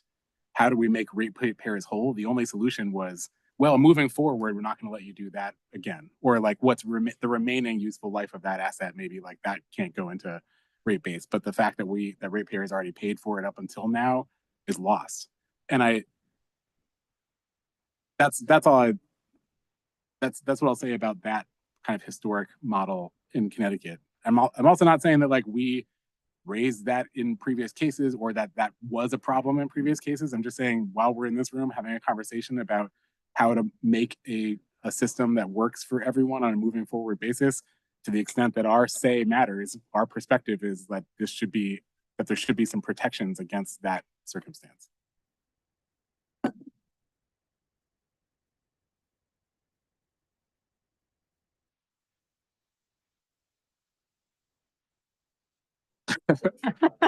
No, it probably wasn't.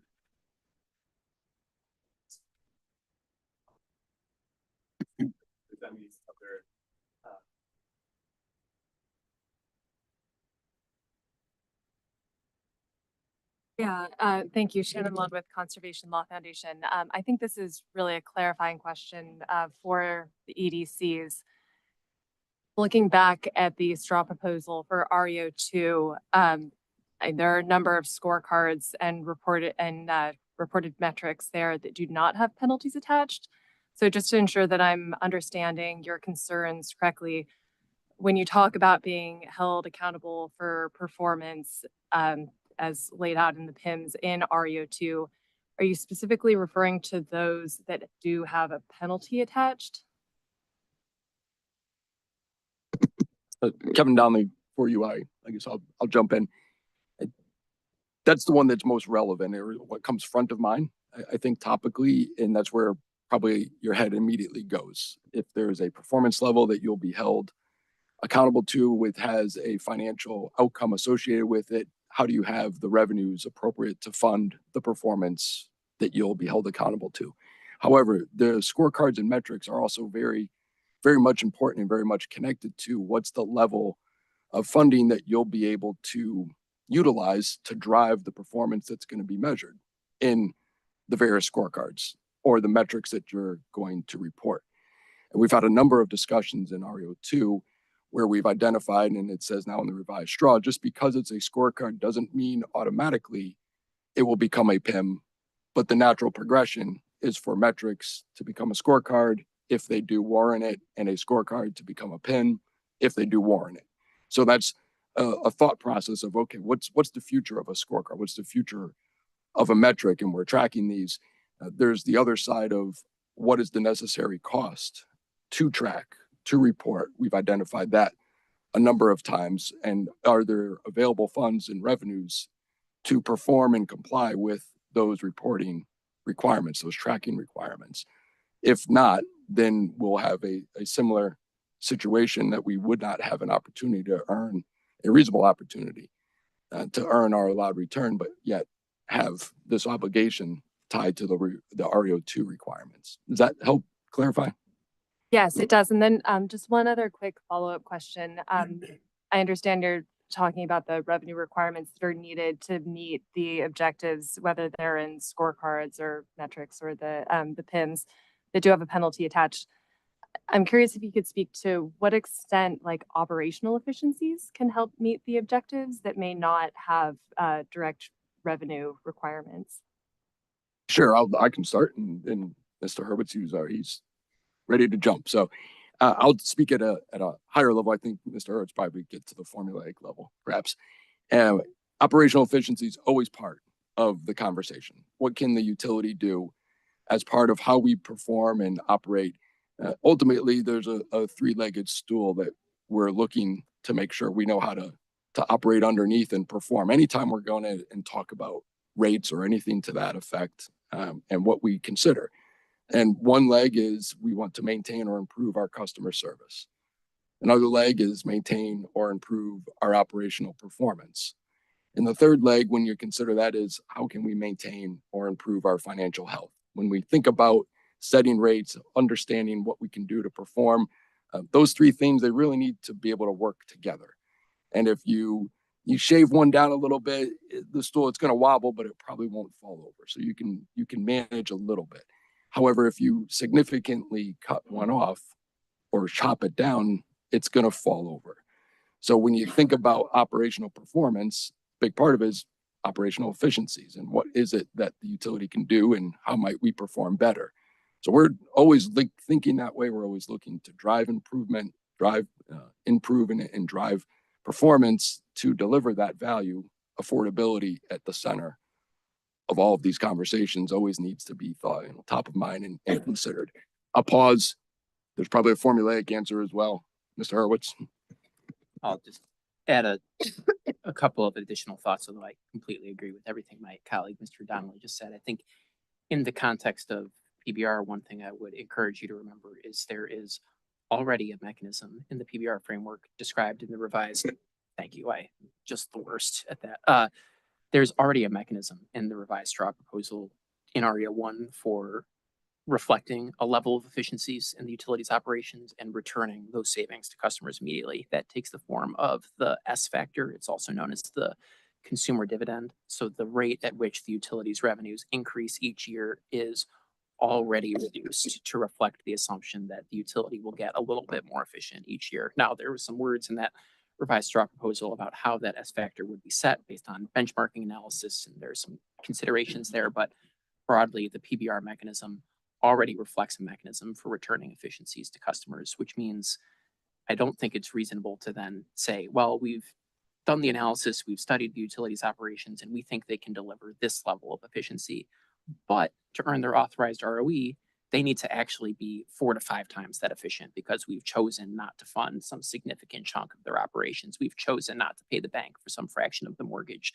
So I think those two things together don't work. I'll also add that I think some of the structural challenges we've identified in the RE01 revised straw proposal are comparable to the challenges that UI is facing today, the historical approach to plant additions, the truncated approach to pro forma adjustments, and UI has filed a rate case because the degree of efficiencies required to overcome those shortcomings are way beyond anything that UI could realistically offer. UI's earned return today is in the range of 3%, less than its effective cost of debt.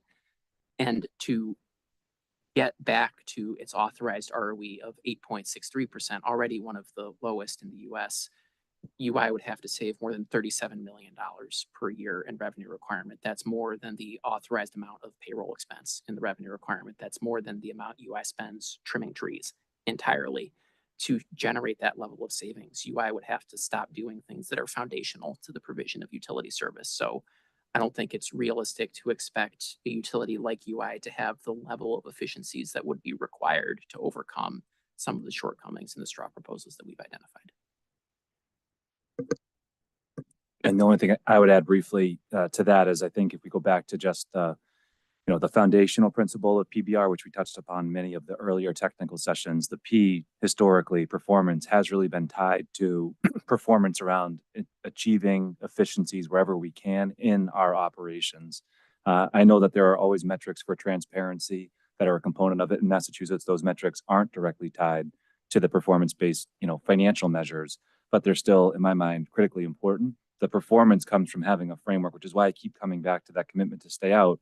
The performance comes from establishing an incentive for the utility to get into the mindset of we don't have the recourse. We only have two if we're not earning our authorized return. Two potential options available to us to remedy that. One is to cut expenses, like Mr. Hurwitz said. So our incentive under PBR is to cut expenses and find ways to be efficient, because the only other recourse we have when a utility is under earning is to file a rate case. So if a utility is in the mindset of I can file a rate case, that's a different level of incentive and structure for the utility, whereas under PBR, the performance element fundamentally comes from the inability, or at least the commitment, not legally, I agree with Attorney Will, but the commitment that we will go an extended time frame between when next we file. So we will then be incentivized, because we don't have that second lever available to us, to try to find efficiencies to fund the business and to earn that authorized return on equity. And I think that's, again, where we look at it and say, we don't have a way to efficiency our way out of it because we're doing and have to meet our core fundamental obligations. And we wouldn't, in this scenario, have an ability to file a rate case in order to remedy it. So then we're left with the only other option, which is to not undertake PBR and to make that commitment in the first place. We would be left with, in the absence of a reasonable PBR framework, the status quo.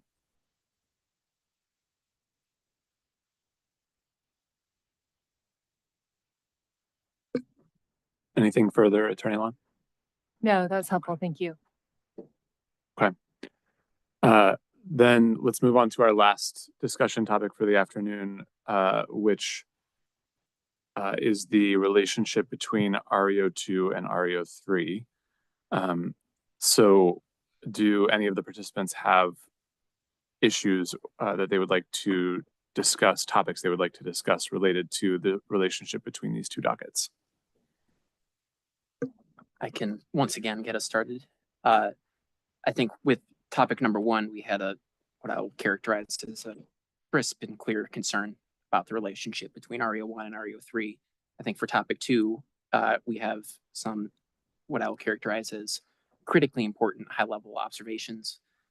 For topic three, this is more of a completeness. I don't have a set of burning concerns like I did for the first couple, but I think there are two broad categories of relationship between RE02 and RE03 that I see. One that is what I'll call ahead of time, and the other that is after the fact. I think ahead of time, as you're developing the integrated distribution system plan in RE03, I would expect the performance expectations in RE02 to factor into account. So not to be specific to a penalty or award, but more broadly, if the PIMS scorecards and metrics in RE02 are incentivizing the utility to deliver, for example, more reliable service than it has in the past, I would then expect that to inform the integrated distribution system plan. What types of investments does the utility need to make to actually make its service more reliable? Or maybe it's a see me and see lid, so a customer specific measure of reliability. I would expect that type of performance expectation to get factored into the IDSP process up front. Then secondly, I think RE02 is in not maybe explicitly, but in effect, after the fact check on how integrated distribution system planning did. I think RE02 is a collection of measures of the utility's performance, and to the extent the system planning goes not so good, I would expect the not goodness of that result to reveal itself in the measure is selected in RE02. So I think, one way that these two things relate is RE02 has to be accounted for when doing the work in RE03. And then secondly, I think RE02 acts as a check on RE03 in the long term.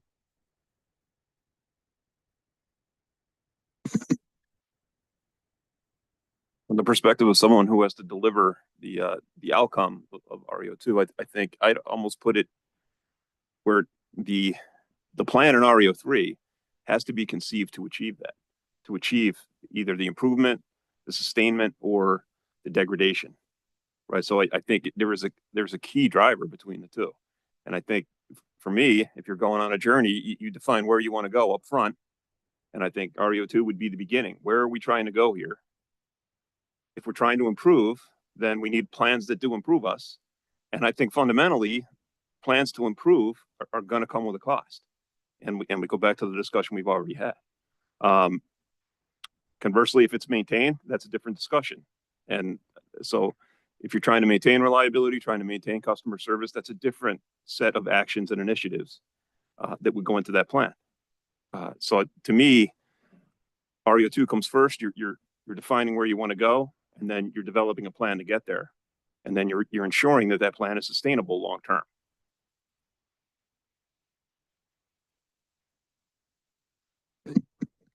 Now, keep up on the theme, Kevin Donnelly. I just want to complete that circle. I said it earlier.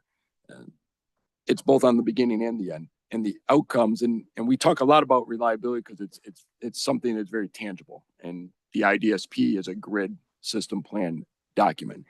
There's also, as the exchange we just had a few moments ago on scorecards, there are state policy goals, and state policy goals may require certain types of investments.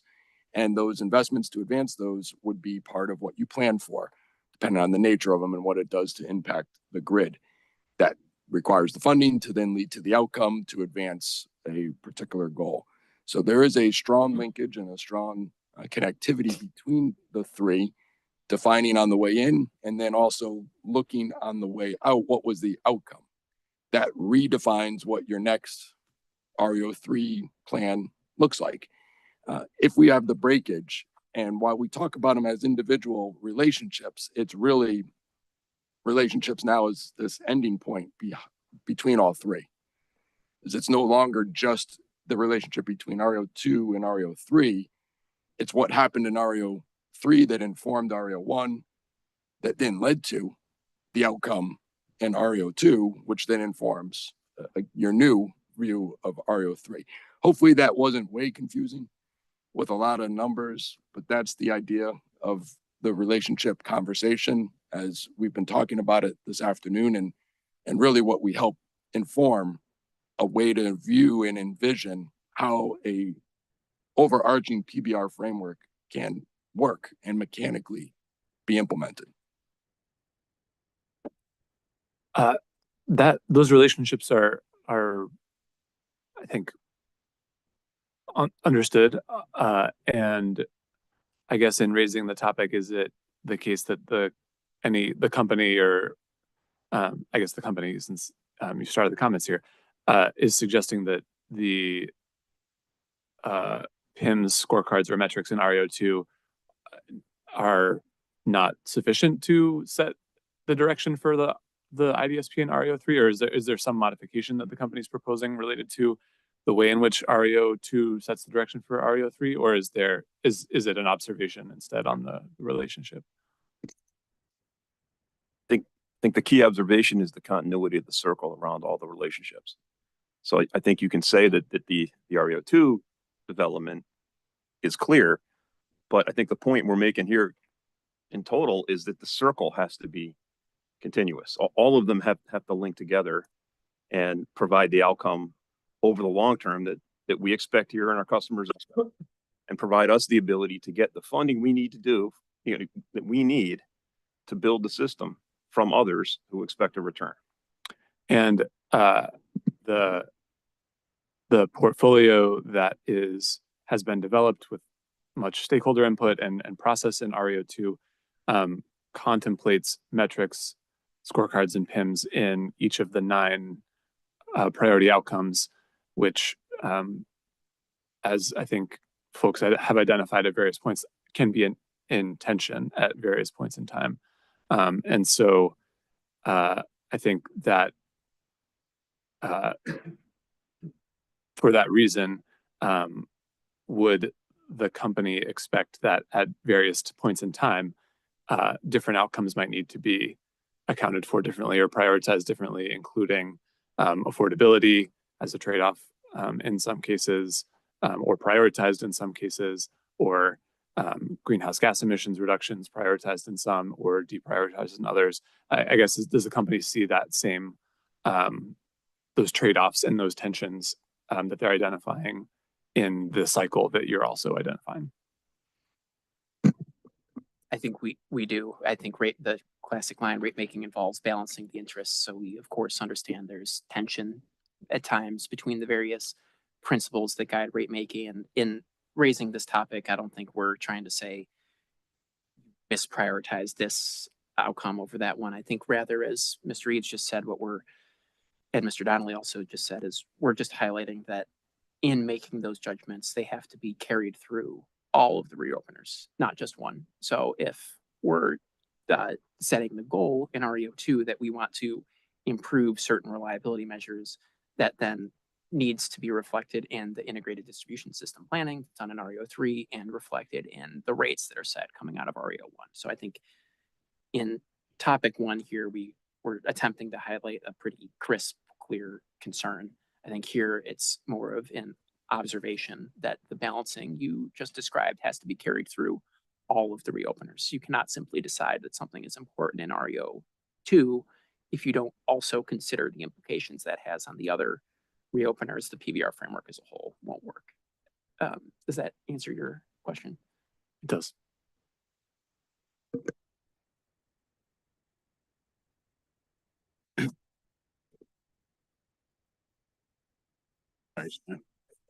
Tom Wheel from OCC.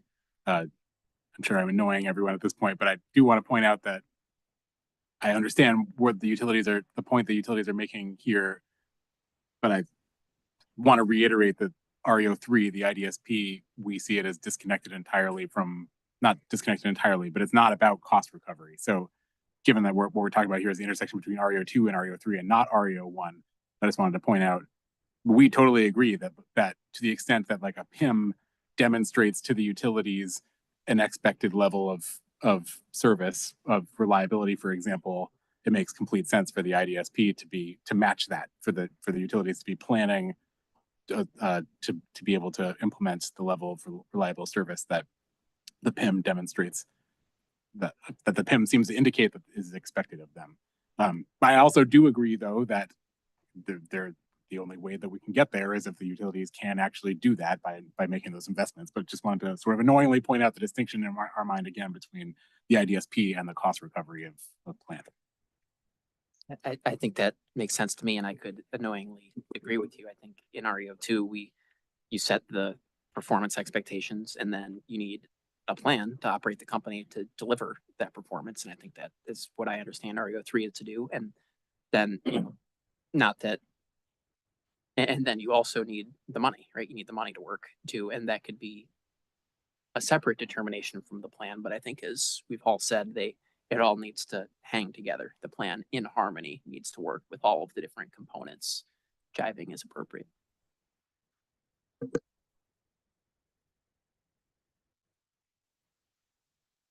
Attorney Goodman. Thanks. Question or comment. I think to Attorney Wheel, just to clarify, if I may, understanding OCC's point that you see the IDSP as being separate from cost recovery. I think I heard the companies refer to, but there is going to be a certain level of expenditure necessary to develop the IDSP capabilities over time. And where would that be considered? In RE01 in terms of developing revenue requirements, or will there be discussion and consideration in the IDSP itself? It's going to be awkward because we're going to be passing the same mic back and forth. Do you mean the cost, like the administrative costs of actually implementing the IDSP? Is that what you're asking about? Yes. Oh, okay. Yeah, I'm glad you asked that, actually, because I saw somewhere one of the utilities, and I'm sorry, I don't remember which one. It might have been UI. There was a comment that was specifically asking for the capability to recover those costs in the RAM, which gets to your question, I think, of like where should those costs be recovered. We see those costs fundamentally as base rate costs, like that those are the company's internal costs of it doing business. It's paying its own people to do the things that its people do, that it's paying Mr. Freeman to build the integrated distribution system plan. I want to be clear, we aren't suggesting that there are no incremental costs associated with asking a utility to do things in addition to what it's doing now. We expect there would be incremental O&M associated with like developing things that aren't happening now, filing things, etc. But our position is that those costs belong in base rates and not via annual reconciling mechanism or via the CT bar, for example. I'm not sure if that answered your question, but that's. Thank you. It does answer the question. I think the same would apply for costs to implement or achieve the RE02 metric scorecards and PIMS. And CIC would agree that the extent that there are costs necessary to, I guess, administrative, I don't know if they're all administrative, but I think that's a fine label for now, administrative to develop IDSP capabilities or to be able to pursue the RE02 standards, that they should go through base rates and not through a reconciling mechanism. But just with, again, given, not to be annoyingly repetitive, like that phrase, given the focus on the actual capital investment costs, just wanted to clarify the other side, costs arising from.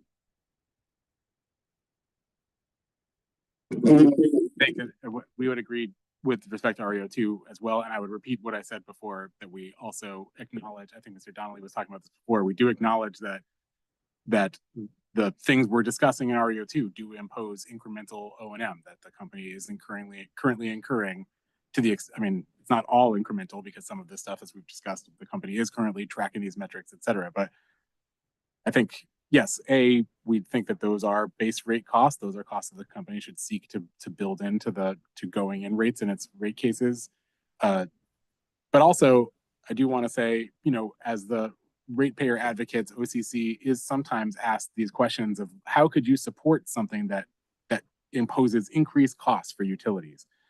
And I think it's a fair question to ask us, but I think it's not the whole question. I think the question is not whether costs increase, but again, as we've discussed with Mr. Hurwitz, it's a matter of degrees. And if we believe that increasing costs ultimately can lead to decreasing costs that are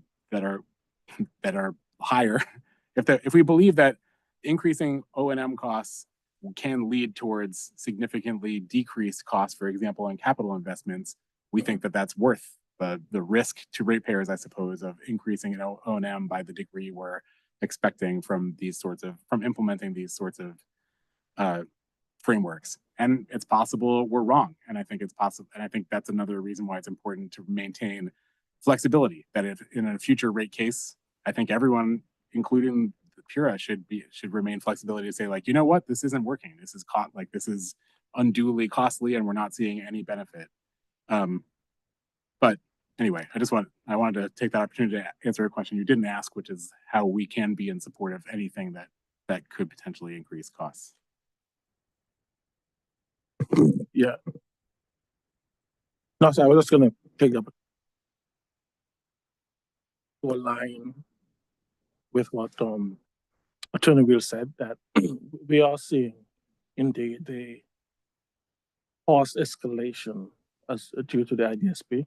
Now, a big part of the IDSP, the way I look at it, you're correct, documents a lot of fundamental actions and outcomes from our system planning processes.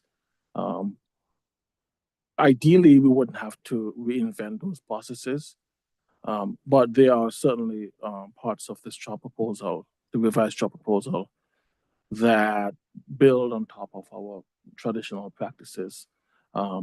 Things that come up with the 50-50 forecast or other scenarios, 8760 analyses, wholesale.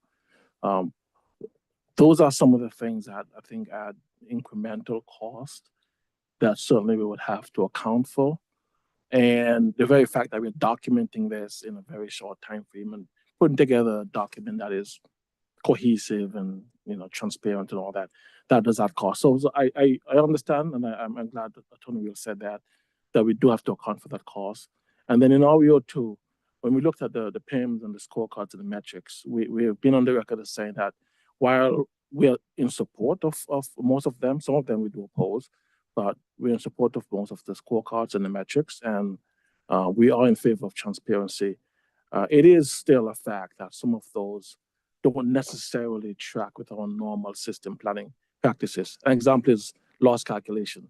It's not something we routinely do, and we would have to develop new capabilities, in some cases, new software, man hours to do that, to report on that. And there are other examples of that.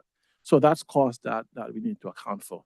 And so ideally, the IDSP sets us up for achieving most of the PIMs and the scorecards and the metrics that are in RE02. That's the way it should be. And I suspect as we go forward and as we begin to iterate in our practices, we will get better at incorporating some of those into the IDSP and into our routine planning practices. But for the first iteration, I think there will be an adjustment and a cost hit for us to get to some of those scorecards and metrics, and that needs to be recognized and accounted for. Kevin Donnelly, just to again further clarify what we've just been discussing, those incremental costs that we've been discussing, and we did put this in the joint EDC written comments on RE03, we were requesting to recover those via the RAM until the next time base rates were reset. So we agree these are costs of the utility. They should be incorporated into base rates. It's that period of time in between, should there be one, where there are requirements to develop certain aspects or new to the company that previously were not required, such as the elements of the IDSP, where we would look for an opportunity to be able to recover those in a timely fashion. And the RAM is what we had proposed.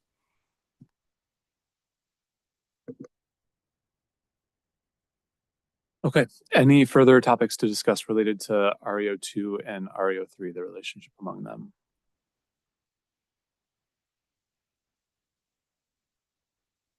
Okay. I'm seeing shaking heads.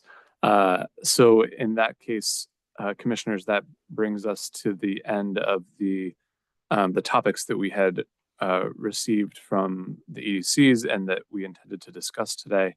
I will note also that in the ruling on motions number 20, 26, and 14 in RE01, 2, and 3 respectively, the authority had indicated that we would at this meeting comment on the close of discovery, and with the commissioner's allowance, I would recommend that we do that through the docket itself to put the dates into the schedule and direct participants to the schedule for those dates for the end of discovery.